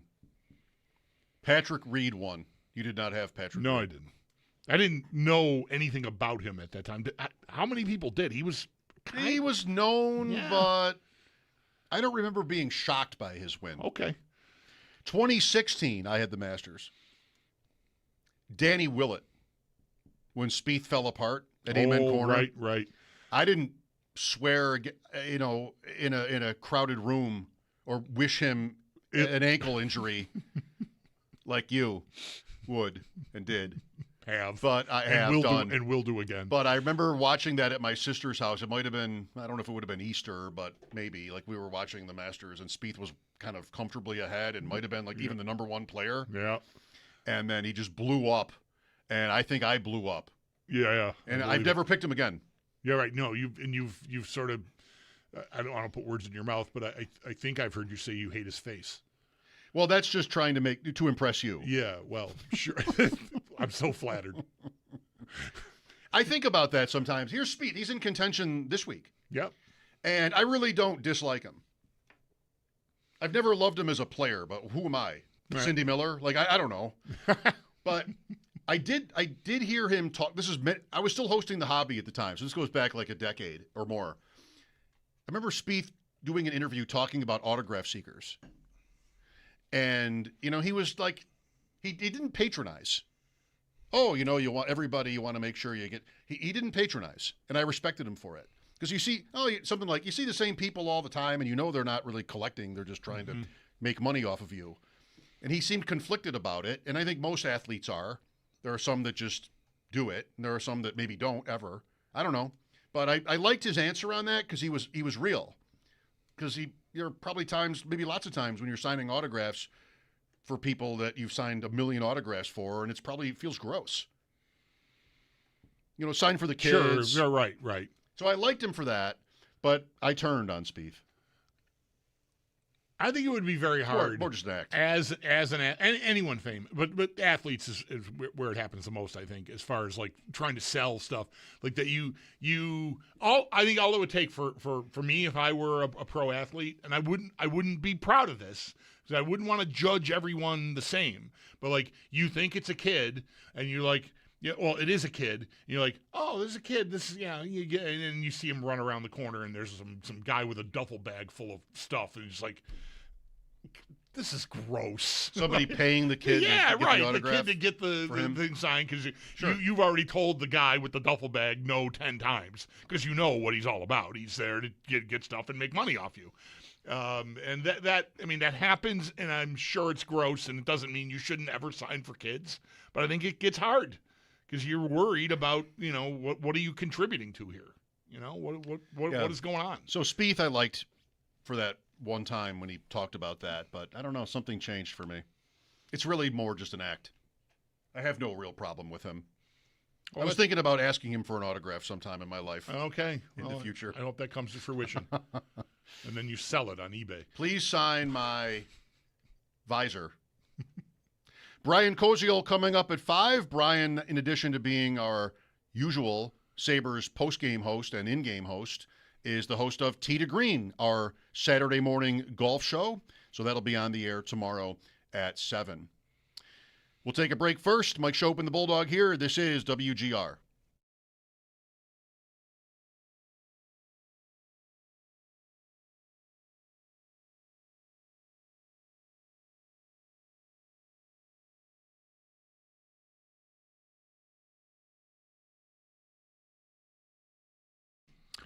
Folks, Bulldog here for Window Nation. You know how it goes. Spring hits. You got to open.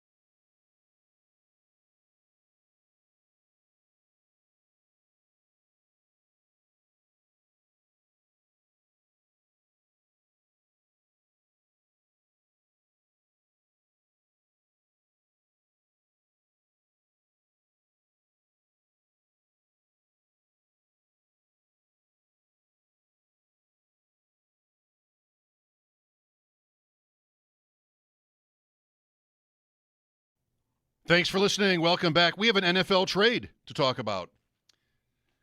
Adam Schefter says Green Bay has found a partner and a landing spot for Dontavian Wicks. A mercurial, enigmatic wide receiver for the Packers, buried in the depth chart, flashes of brilliance, drops the ball. Somebody that's been a source of frustration in fantasy. Flashes of brilliance. Flashes of brilliance. Who can't forget? The Bills, Who could forget? The Bills were on a Dontavian list Wicks? of like 4 teams, I think. The first time I saw a report of his being potentially traded, the Bills were one of a handful of teams mentioned as, interested or possible destinations. And I would have been all for it. High upside, I think, and probably not expensive. A little bit maybe in the Elijah Moore vein, and that didn't really work out. Yeah. But Philadelphia, and there's the team that already, whenever they do anything, it's like, brilliant. What's next? Is this a precursor of a post-June 1st A.J. Brown trade? That too. A fifth and a sixth for Wicks. And I've been having in my notes here for a few days to talk about the Eagles for a minute, because who knows if they're even going to go with Jalen Hurts anymore. It sounds like there's conflict over him. I think A.J. Brown does get moved. I've thought that all offseason, and this doesn't hurt. Are you suggesting that there's question about whether he's their quarterback this year? Probably not. Right. I don't think that's not how I've read it, but that this is like a trial year almost for him. It sounds like they just don't like him. Right. So I don't know. Brian Koziol after sports here on WGR.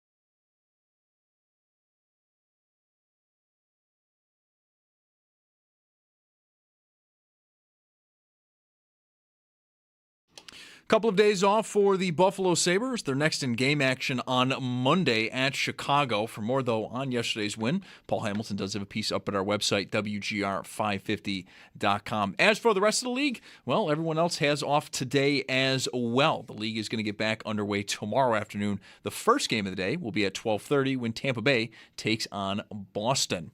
To the NFL, we do have a trade. Green Bay sending wide receiver Dontavian Wicks to the Philadelphia Eagles in exchange for a 2026 fifth-round pick and a 2027 sixth-round pick. Wicks is also going to sign a one-year, $12.5 million extension with the Eagles. And then the Falcons have officially announced they're picking up the fifth-year option for running back Bijan Robinson. Over to the Masters, round 2 is well underway. Rory McIlroy and Patrick Reed are tied for the lead at 6 under. Do stay tuned. We'll get more on today. Brian Koziel will be joining the show next. And then to the Diamond, Bisons took down Syracuse today 7-1 following a rain delay. While in the majors, all of these games just after 7 o'clock. The Jays host the Twins, the Mets have the Athletics in town, and the Yankees are at Tampa Bay. It's Paddock Chevrolet Sports Update. Paddock Chevrolet with you for the extra mile since 1935. I'm Zach Jones for Western New York's Voice of the Fan, WGR.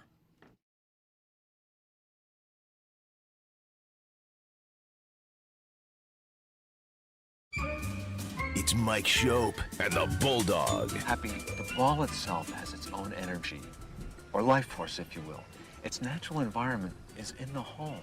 So why don't you send them home? It's Mike Schopp. Why didn't you just go home? That's your home! Are you too good for your home? Answer me! And the Bulldog. That Happy Gilmore, he's a real crack-up, isn't he? I mean, he's a hoot. You know, what was great today, one of his fans mooned me, and it had Happy written on his ass. Ha on the one cheek, and then, sure enough, PPY right there on the other. It's Mike Schopp and the Bulldog. Happy learned how to putt. Uh-oh. On WGR, Sports Radio 550. Maybe, probably, definitely, when I was younger, I would have felt the itch to somehow long to play Augusta National someday. Not really ever taking seriously the idea that I would, but it would have excited me to dream about. No longer, except I would love to play this number 12. 150 yards, water, bunker in the front. Today the pin, the Friday pin's like right down the middle. Very little room to go pin seeking on that shot. But the last guy we just watched did it. Howell, tap in birdie. Yeah. McIlroy's in that group. He's close. I was never serious enough about golf when I was younger to have had the thought. I remember one year, it was a long time ago, Mark Gaughan, longtime Bills beat guy with the Buffalo News, won the media lottery or whatever. I remember he stayed behind and played on Monday, I think is how that works. And I thought that was really cool, but I really never thought, like, boy, I'd love to do that, because I've only now gotten to the point where I feel like I'm even competent. And every year, looking at this golf course, the once a year we get to look at it, there's always a camera angle somewhere, or like yesterday or today, where I just see the change in terrain, even on a green, and just think, nope. Like you don't want to walk up those hills? I don't want to walk up those hills. I don't want to putt on those greens. Oh, that'd be so much fun. How often do you see, guys that are like the best players in the world? And I saw like 3 or 4 guys today hit putts, and it's like, man, that was awful. And like, I wonder if I could break 100 if you put me at the edge of every green. Brian, I really do. What would you shoot if we put you in regulation on the farthest part away of the green from the hole? Right. But you're there in regulation. So 2 putt every hole you shoot 72. What would you shoot? Brian's better golfer than I am. Probably, maybe you too. Way better than me. So yes. I'm allowed to start on the farthest point away on the green from the pin. Is that what you're saying? Yeah, I feel like if you did that, 3 putting every green would be good. So if I could average a 3 putt, that essentially mean I'd be what? You'd shoot 90. Under par. Yeah, that would win the tournament.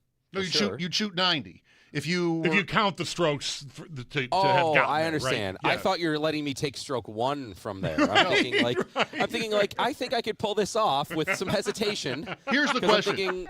There's going to be some holes that I putt it off and I'll five putt or six it goes putt, into a creek or something, right? That's right. Exactly. Yeah, you do that at least once. Right, for sure. If you all right, so maybe this is the question for we amateurs, not again. Brian, I think, is a cut above, but you're on the very edge of the green, far away from the hole. Every hole in regulation. Would you break 100?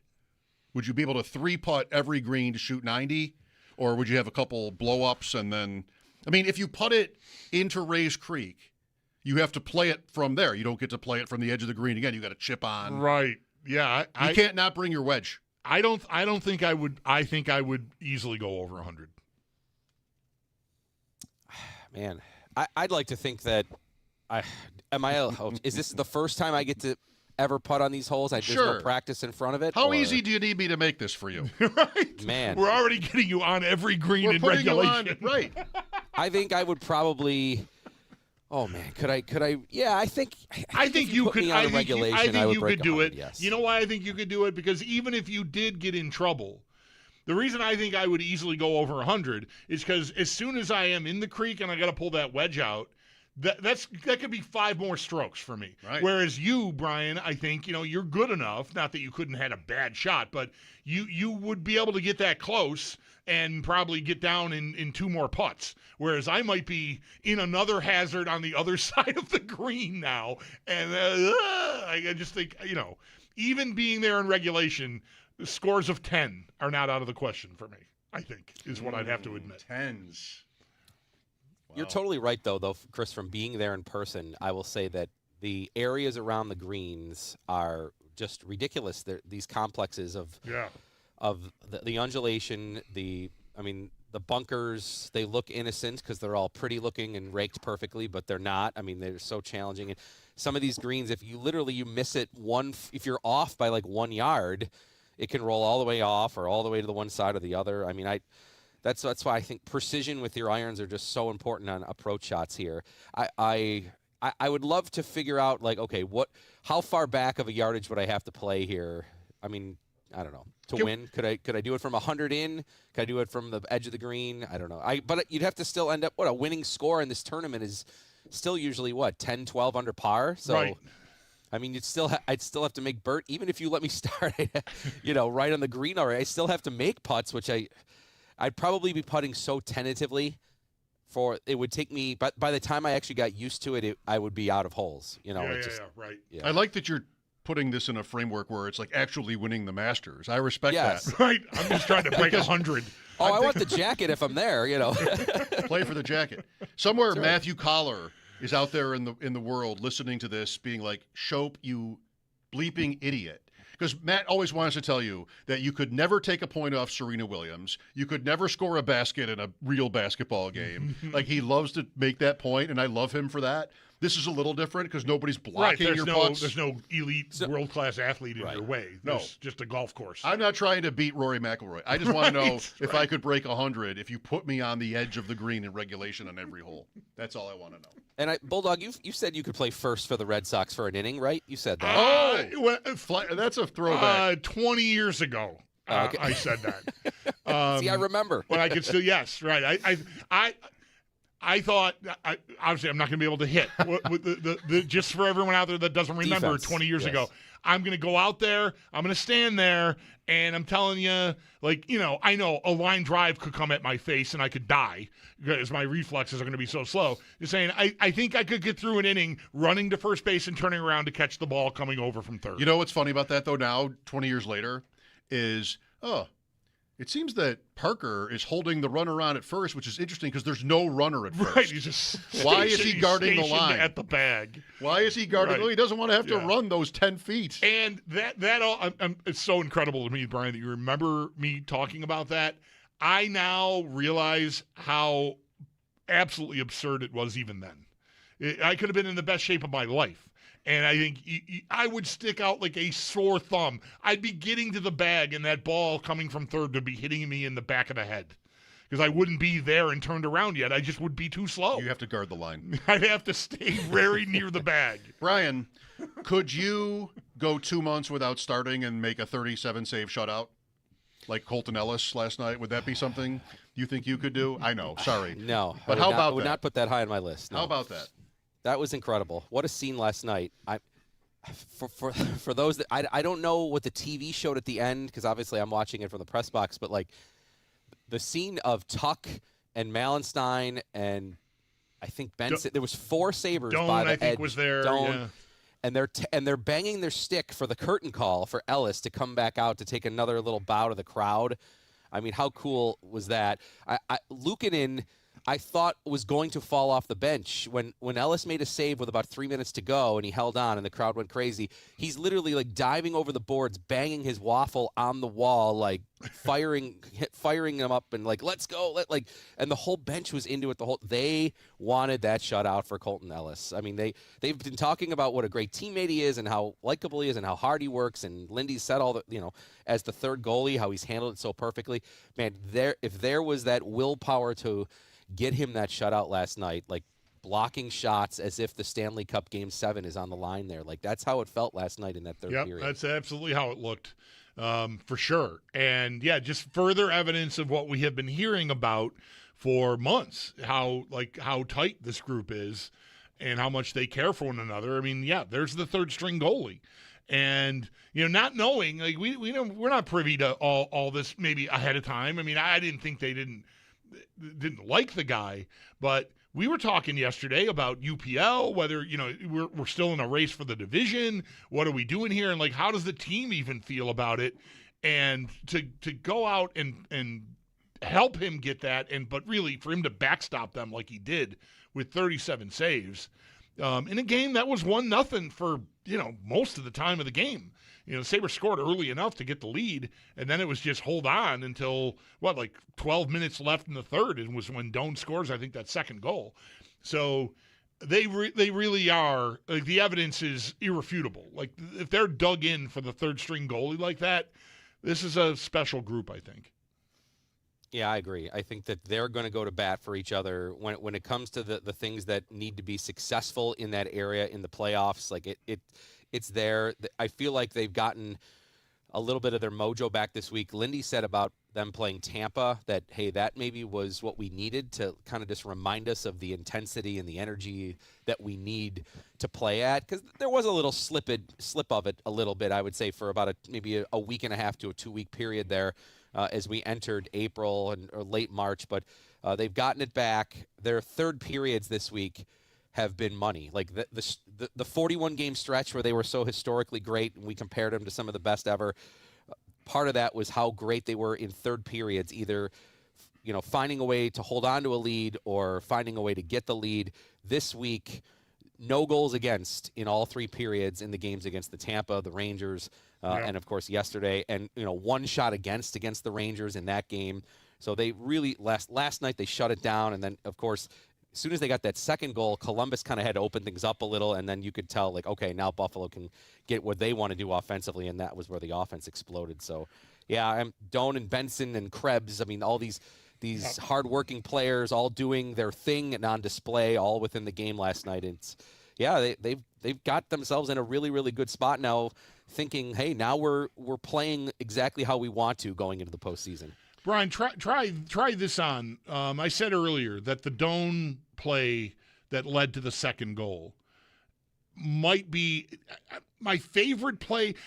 It might be most emblematic of their season so far, because I think what has most notably changed about them is how hard they work to defend. And that play was Doan chasing down a puck carrier in the neutral zone and just stripping it from him. And going in, basically on a breakaway and just gunning it home, beating the goalie clean. But the first part of that act is the thing that I think makes the Sabres so dangerous, is that, the most annoying guy you can ever play hockey against isn't, in my opinion, the most talented guy necessarily. Yeah, they can embarrass you and make you look stupid by skating around you and whatever, right? Making great moves on you. The guy that never gives up is the most annoying guy to play against. Like, I already stick-handled by you once. Why are you back again? And that quintessentially to me is Doan, and that was that play last night. Yeah, I would agree. I feel like this team, when they're beat, they have got each other's back. They're helping each other out. They're back checking. They're making those steals. That play that Doan makes right there. I mean, just to come in, spin around to turn his what looked like him skating away from the play, going to one end, and now turning around and then coming back and stealing the puck and then turning it right into offense instantly. And that shot was beautiful to beat Greaves, who I thought was very good in the game, really up until that point. I mean, Greaves has been, in his 3 starts coming in, he had excellent numbers against the Sabres. So I thought, geez, even though Columbus, in terms of shot attempts and shots, they were definitely ahead of Buffalo through the first 40 minutes, I wasn't upset with maybe what some of the looks Buffalo was getting, and Greaves was good. But that was a great play from Doan that obviously opened it up. That gave him the 2-goal lead, and it was on from there. I feel like Tuck last night had a couple of plays like that. Power did, where they're just, even when a guy gets beat or makes a mistake, it literally a half a second later, there's a Sabre jersey there to make up for it or to get the puck right back. It's good team hockey for sure. They've scored so many of these goals almost the same way, where it's just like a quick wrist shot from the high slot. Goalie's just maybe slightly off his spot through the arm, or just in that, that perfect spot there above the stick glove or below the stick glove, above the pad. Right. A lot of these goals have been, even from either side, similar looking. With Brian Koziel. Brian, last thing for me on the Sabres. Do you think they've got it? So it's 106 with 2 left, Chicago and Dallas. Montreal has 104 with 3 left, Columbus tomorrow. And then I just forgot 2 games. And then Tampa 102 at Boston, Detroit, and the Rangers. The Canadians it's back-to-back. Maybe they're at the Islanders and Flyers. That's it. So it's Columbus at home tomorrow night, at the Island Sunday, then at Philadelphia maybe Tuesday. And the Sabres have the Canadians on ties. Do you think they've got it? You want to say that? Yeah, I feel like they do. Playing a team that's eliminated, I guess you could say you could label them dangerous, but Chicago seems to be just totally done for the season. They've been going backwards for the last 2 weeks, so I feel like, as long as Buffalo does what they want to do right away to get a lead, I think Chicago will go away. Dallas may have nothing to play for. They came back last night in the third to beat Minnesota, so that gave them a 4-point gap. So if they can maintain that 4-point gap going into the Sabre game, the last one, then you may see Dallas rest some players too. That could benefit them. Sorry to jump in. I think if Dallas beats the Rangers in Dallas tomorrow, they'll be locked in as the 2. They've got, they have the regulation win tiebreaker. So all they have to do is win against the Rangers in Dallas tomorrow at 5. They can't catch the Avs. So then they're done in the standings. Yep. I was trying to talk out a scenario last night on the air on postgame about, could Buffalo clinch it on Monday if these weekend games all go regulation losses? They could, right? Sure. By Monday, the Canadians will have 1 game left. Because they could lose twice, and Tampa obviously could lose to Boston tomorrow. If they lose once, well, it won't be over. But yes, that's right. And Tampa will have 2 games left, but they're 4 points behind. So yeah, that's possible, I think. Yeah, so there is a scenario where they could go into Monday thinking, hey, we win the division. And we talked yesterday so much why maybe getting a wild card team in Boston could be a big advantage. But Montreal and Tampa last night, I had my iPad with the game on because I actually was the opening segment of postgame. I was trying to be as eloquent as I could about Colton Ellis's night. At the same time, I'm watching Tampa scored. And I'm like, oh my, what's going on? And then 30 seconds later, Montreal scored, and I was very much on air for those that were listening, definitely distracted by that as it was going on. I'm like doing play-by-play of Montreal Tampa, trying to tell you how great Ellis was to open up postgame. If those two could play, and then arguably, obviously, you're knocking one out, but maybe it's such a physical battle that the second round, if you want to actually look ahead to that, I guess that could benefit Buffalo, I guess, in some capacity. I know I'm looking way ahead here, which is probably not the right thing to do, but if those two could match up, I mean, in the entire conference, I know, they don't reseed, which, again, is a stupid thing, but other than Carolina, I like the teams that I would want to avoid. Like if they could play each other in the first round with Montreal and Tampa, I think that's obviously the most beneficial for the Sabres. Yeah, everybody has a problem with Tampa, including the Canadians. I know. I want to say a month ago or whenever before the 8-7 game, right? I'm like, I was talking about them sort of almost with a reverence. Like they're going to come in here and probably try to push you around because I've seen them do this with Florida, and this is how they do it, and sort of it's respectable. I think they've devolved into like a clown show watching the highlights of last night's game in Montreal. The stuff with Perry and Lane Hudson, I mean, dude, Perry. Like what? I think it's embarrassing at this point. I think that how they're handling themselves on the ice. It has shifted. This is, obviously the bias of the Sabres being in contention with them and whatever. It's emotional now. I just think they look like a bunch of bozos. Bozos. I love that word. I don't disagree. Let's get the Masters in. The last few minutes here. In terms of the tournament. Wait, talking about whether one of us could win the tournament or break 100 from being on the green. Wasn't talking about the Masters. Sorry. That's fair. It wasn't talking about bozos either. Rory McIlroy in front, 7 under. Patrick Reed -6. Rose, Burns, Jason Day -5. What's the story of the tournament so far? It's probably either DeChambeau and Rahm kind of blowing it, but McIlroy being in the lead again, Brian, trying to defend. Yeah, we know it has only happened 3 other times. Very tough to go back to back, and he's got himself in position to do that. I mean, it looks like because he's got some more scoreable holes coming up here that there's going to be a very good chance that he'll be in the final pair going into tomorrow, which gives us that storyline. I think it would be great if Rose and McIlroy were together, right. Because it's the rematch of last year's playoff essentially too, and they're so close and they're such good friends, and there's a little dynamic there. Although Reed is the evil villain, and if you remember Reed and McIlroy when they played the singles match in the Ryder Cup from years ago, they had gotten it to the point of almost insane levels with the crowd and their interaction there, so that could be interesting as well. If those two end up being paired together.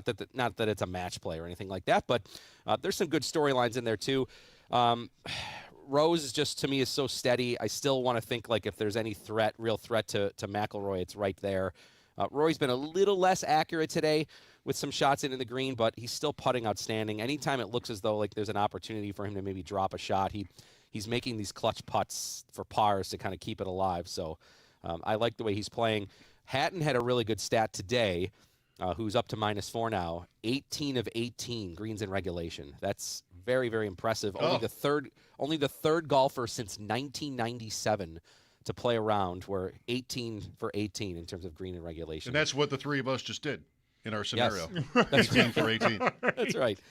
McIlroy, no one in my opinion is more popular than McIlroy. Reed went to college in Augusta. He's won the tournament. American. I mean, it's not a raucous crowd or anything, but I don't know. McIlroy will still be I think the fan favorite. Everybody loves Rose too, but Rory's tough to beat in that area. Yeah, I mean, if you just look at the top 10, if you said like who's the crowd favorite, I think it has to be Rory. I don't see anybody else there that's getting past him. Even though like you said, are there American golfers in there? I don't think Burns is doing that or. Wyndham Clark or anything along those lines. So no one in the whole field, yeah. I might say. Fleetwood last year was very, very much a good story that fans rallied behind because remember, he was trying to get his first PGA Tour win, and then he had a couple of, let's just face it, chokes. Yep. And he was emotional about it, and eventually he came through, and then he won the FedEx Cup, and that was a really nice way for him to end the season. And now he's up to 6 under. I just saw he just made an eagle. So he now is in contention. So I guess... for our bet, Tommy Fleetwood is going to be my fan favorite rooting interest. We were worried about him 2 hours ago, but yeah, I mean, that's to be taken seriously for sure. All right, tomorrow morning, Brian, right? 7? Yep, 7 to 9 tomorrow, 2 hours, right. And we'll be at Pendleton Creek tomorrow, so we're looking forward to that. And you got to play a little bit today before the rain came in? Yeah, I went over there after I did a segment with Sal and from around 11 o'clock and walked 9 holes. It's nice to go and walk. I feel like every year I say, I should walk more playing. And the carts that are available, and I just grab them and I go, and I'm like, when I walk today, I was just like, I should walk a lot more. So please hold me to that if we're playing together. You got to come out and play with us on any day at Delaware, and you can walk. I love walking now. I think I play better. Because I think there's that time in do too. between. Yes. You're not like rushing up to the shot, or if you're driving. I know you're not rushing. And you there's can only go less so fast, there's but- less confusion tracking your ball, right? What happens to me when I'm playing, whoever I'm playing with, if I go right and they go left, we're going to go to the one on the left, and now I sort of lost the line on where mine was, and you're driving around in circles. So if you're walking, you know where your ball went, and you walk towards where your ball should be. You don't always find it, but usually you do. It's just easier to keep track of everything, I find. There's probably also less beer. Way less beer. When you're walking. Like none. I never bring beer with me when I'm walking. All right, Brian, let's catch up on Monday. Hockey game, and then we'll wrap this tournament up. Sounds great. Thanks, guys. Have a good weekend. All right. Thank you, Brian. Brian Koziol on the Wester Hotline, Tee to Green tomorrow morning from 7 to 9. Yeah, it's tight now. Fleetwood, we were late. We should have just done it. Unless he doesn't win, then we were right. Hasn't won yet. Mike Schopp and the Bulldog at 803-0550. Would love to hear from a couple of fans, if possible, just sort of soaking in this Sabre season. Last night, the whole thing, playoffs on the horizon, likely to start next weekend, Saturday or Sunday. Back after the update, this is WGR.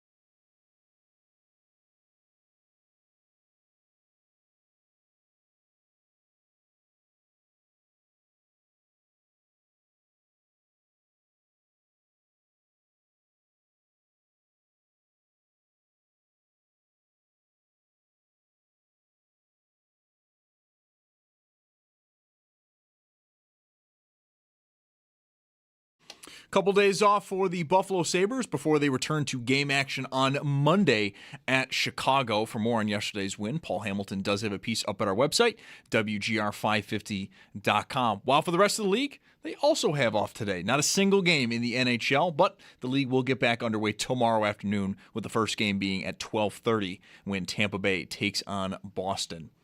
In the NFL, we do have a trade. Green Bay are sending wide receiver Dontavian Wicks to the Philadelphia Eagles in exchange for a 2026 fifth-round pick and a 2027 sixth-round pick. And with that, Wicks is going to be signing a one-year, $12.5 million extension with Philadelphia.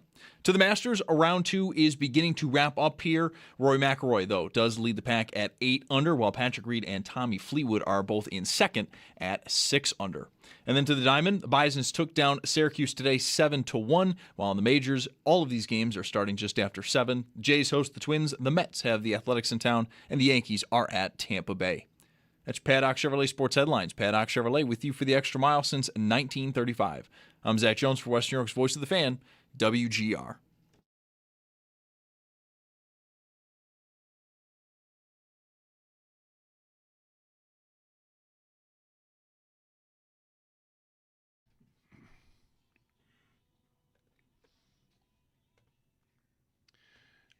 You mentioned it earlier. You called these people at the Masters fans. Yeah. Just, that devil may care attitude. Yeah, that's how I am. I like to live on the edge, Mike. I can't believe that you really do have to say patrons at this thing, even on the radio. In the past, I've said I would never do it. And I decided today that was a little strong. Like, are there terms I would accept to broadcast the Masters, knowing that they would never allow me to say fans? Right. Yes.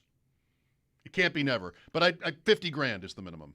That's what I decided today. All right. I would need $50,000 to actually do that job. In addition to what you would be getting plus paid my to normal do it. rate. Okay, right. Okay. Yeah. Got it. An extra 50. Because I'm pretty large. sure everyone there is getting paid in some capacity to broadcast these, whether it's radio or TV.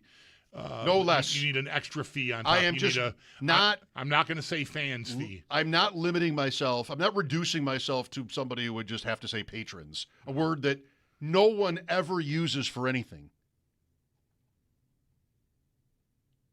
That's right. It's barely even a word anymore. Right. You hear patronage. Patronize. Way more often than you hear patrons. But patronage is not even a common word. Patronize. Patron. Well, sure. Patrons. Oh my goodness. I mean, just what is it like to go home at night? Well, you're working the Masters. That's not the worst. Right. How can you just? Not even first cut, second cut, first 9, second 9. They don't say back 9. They don't say rough. Right. Second cut. First cut, second cut. I don't know the names. They showed it. It was 2 former pros and a guy that I know. I should know his name. I watch enough of it. But the ESPN Plus stuff I was watching this morning, like when I turned it on at 10 o'clock, was the Spieth and Scheffler groups. And so whoever was on the call for that, again, it was 2 former players, I'm pretty sure, and a play-by-play guy. He twice said about the time, like it's just after 1 o'clock. And do you know what I did? My head snapped around to look at my phone because I thought it's later than that. And like, don't tell me it was like 1:20. And he said, it's just after 1 o'clock here. And he did it earlier in the same sort of thing, just after the noon hour. You saying maybe you think he can't say 1:20? I don't know. But if you're going to say the time on a live sports broadcast, be reasonably accurate. If it's not just after 1 o'clock, when it's 1:15 already, it's 1:15. No, it's like saying Happy New Year in like March. Yeah. What are you doing to me? Like, I'm thinking about what time it is. I'm sitting on the couch, kind of zoned out a little bit, maybe taking a nap, watching the golf. You say it's just after 1 o'clock. I think, is my TV up to date? No, that doesn't make sense. Like, I'm not. If I were behind, like, what time is it? It's 1:20. It was annoying to me. Why would you ever not say the numbers? I don't know. I don't know. Likes how it sounds to say just after the something hour, just after the 1 o'clock hour. Oh, very professional. But it is not just after when it's quarter after. Did I show well you, past just after. Did I show you the picture of the gas pump I took? Everything right before Easter. Everything pisses me off. And it said Happy Holidays. I don't know how my wife puts up with me. No, you did not tell me this. I have a picture of it. Yeah. Happy Holidays. Happy Holidays on the gas pump. It might have been Good Friday. Yeah. Like, can you do that? No.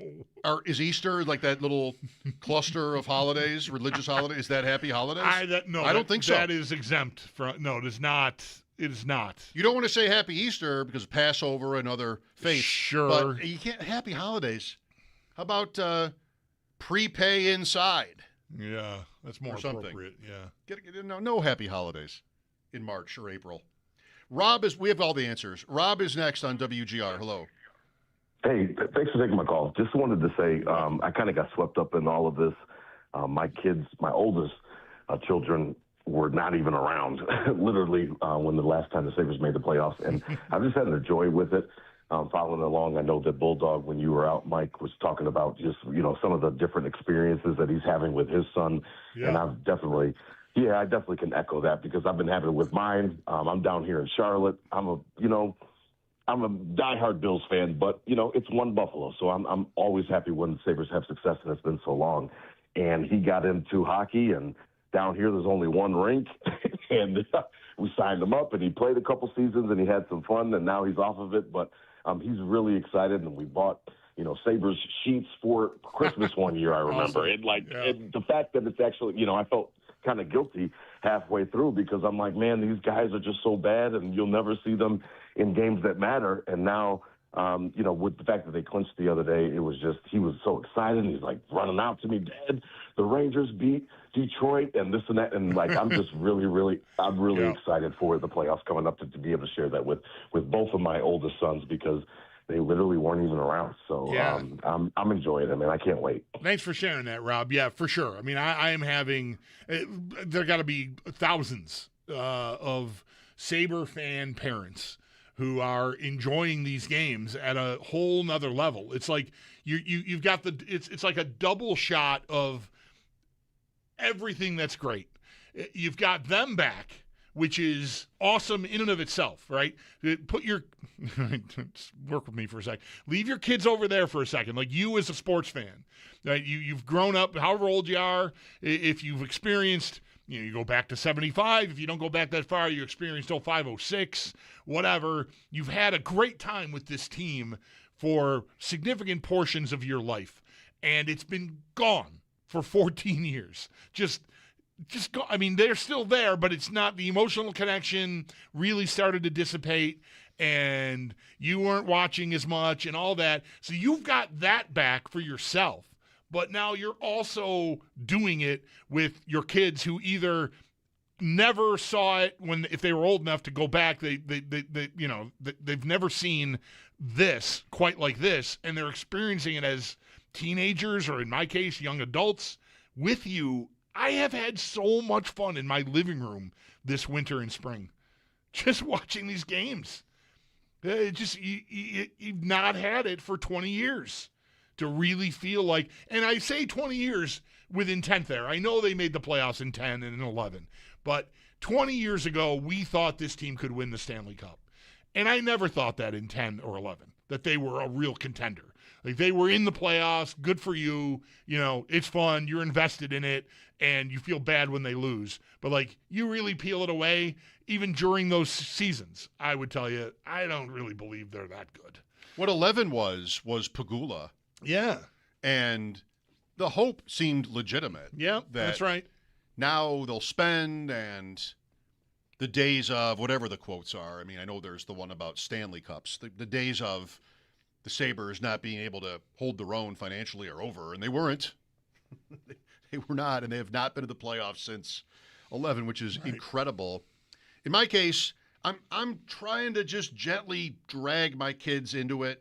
My daughter's a hockey player. My son is a lacrosse player. Neither has, I think, really latched on. Both have gone to games recently. I think they're enjoying them, but I really don't. They're not sitting and watching with me. It's really mostly about me. And my wife, like she and I, right? Because you bonded guys, over the Sabres. that was very early in your relationship, right? Yes. So I'm excited to have her watch games with me, but I'm just excited that I want to watch them firstly. Right. Like last night, I was alone at home and I was like all in on the hockey game, a Columbus game. Right. Even. Sorry, again, you were even at one point, you asked me, where's this other game? That's right, Tampa. You wanted to know, where can I find the Montreal game? Because it was later. Yep. And I got to that, and that was cool. So I'm enjoying it. Yeah, that was myself. Awfully nice of Montreal. Like we knew it wasn't hard to decipher. Like Montreal regulation win was the most desirable outcome for that game, and they were leading 1-0 like the whole way. And the Sabre game ends, and if you flip to it, you probably got to it right around the time Tampa tied it, because that's what happened to me. I mean, I shut the TV down and turned it on my iPad, went to let the dog out, and heard, "Oh, Kucherov," or whatever. I was like, "Oh, come on," it was Radish, right?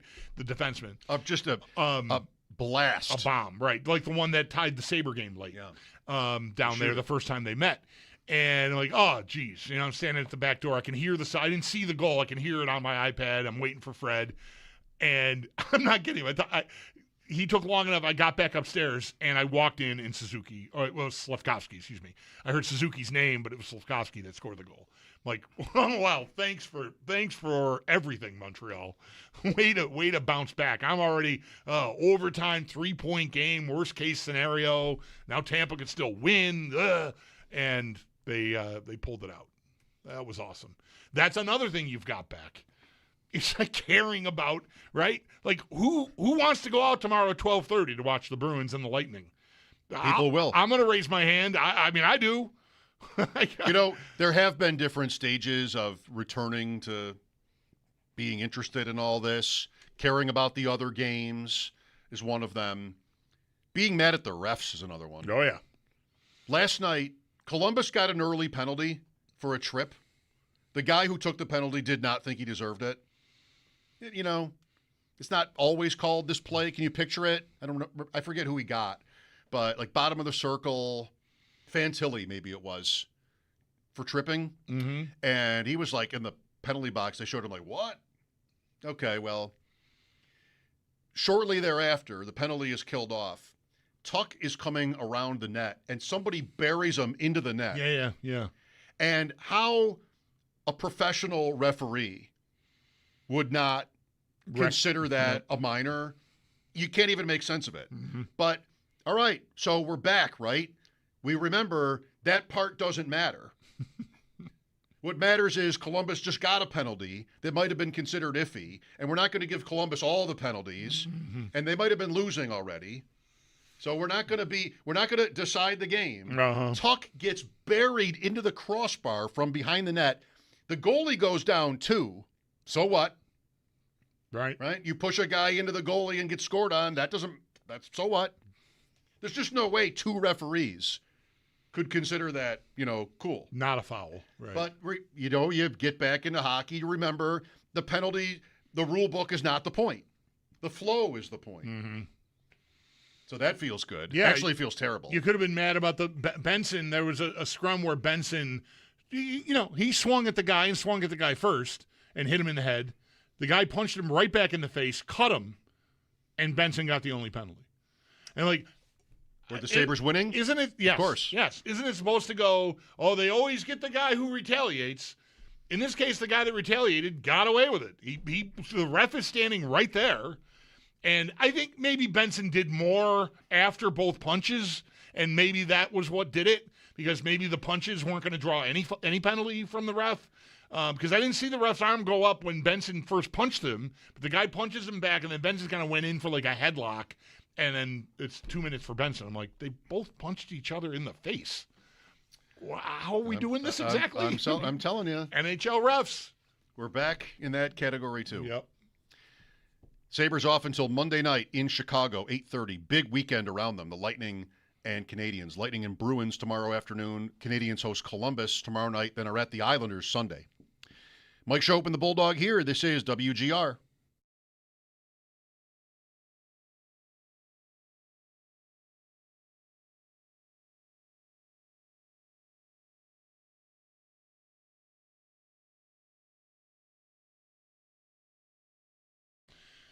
Folks, Bulldog here for Resurgence Brewing News Flash.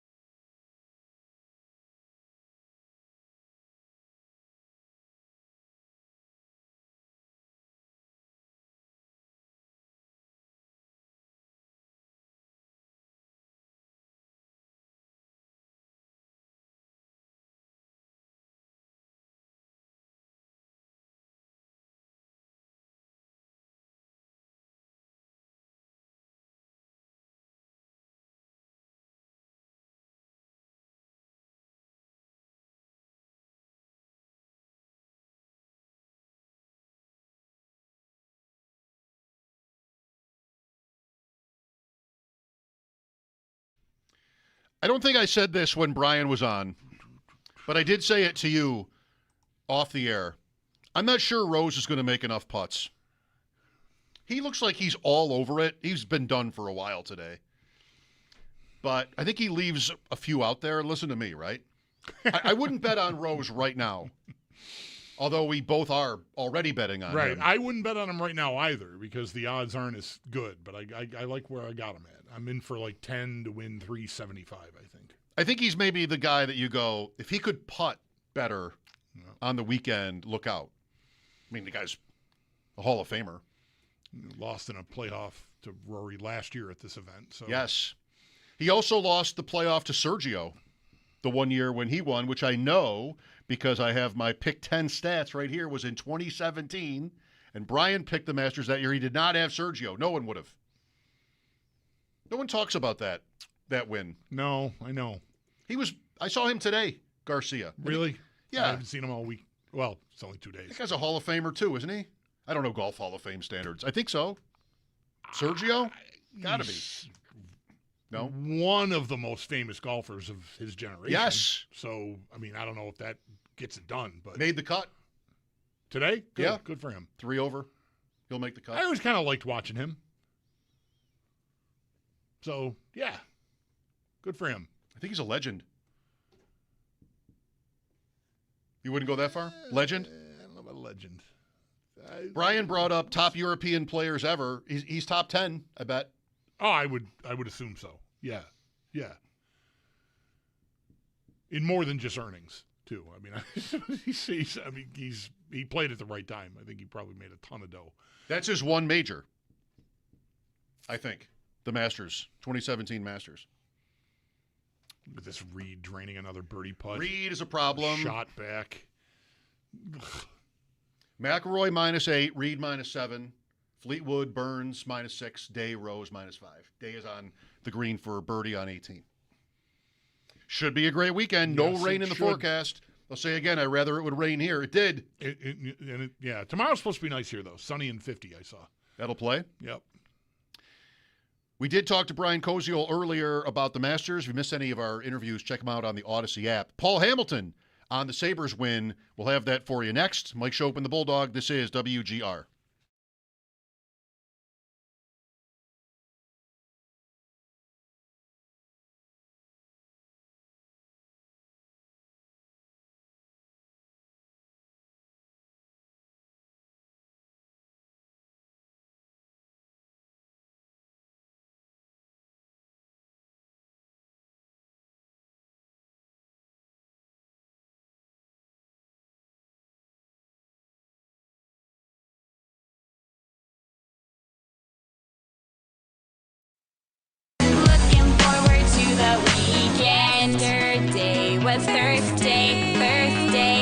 Today, yeah, it's Friday.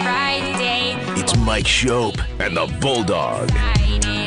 We so excited. We gonna have a ball today. Tomorrow is Saturday. I'm itching inside. My liver's all twisted up. But you know what I did? I took Deborah, went to the liquor store. I loaded up with alcohol, more specifically vodka, whiskey, beer, tequila, more beer, more vodka, more whiskey, and more beer. On WGR, Sports Radio 550.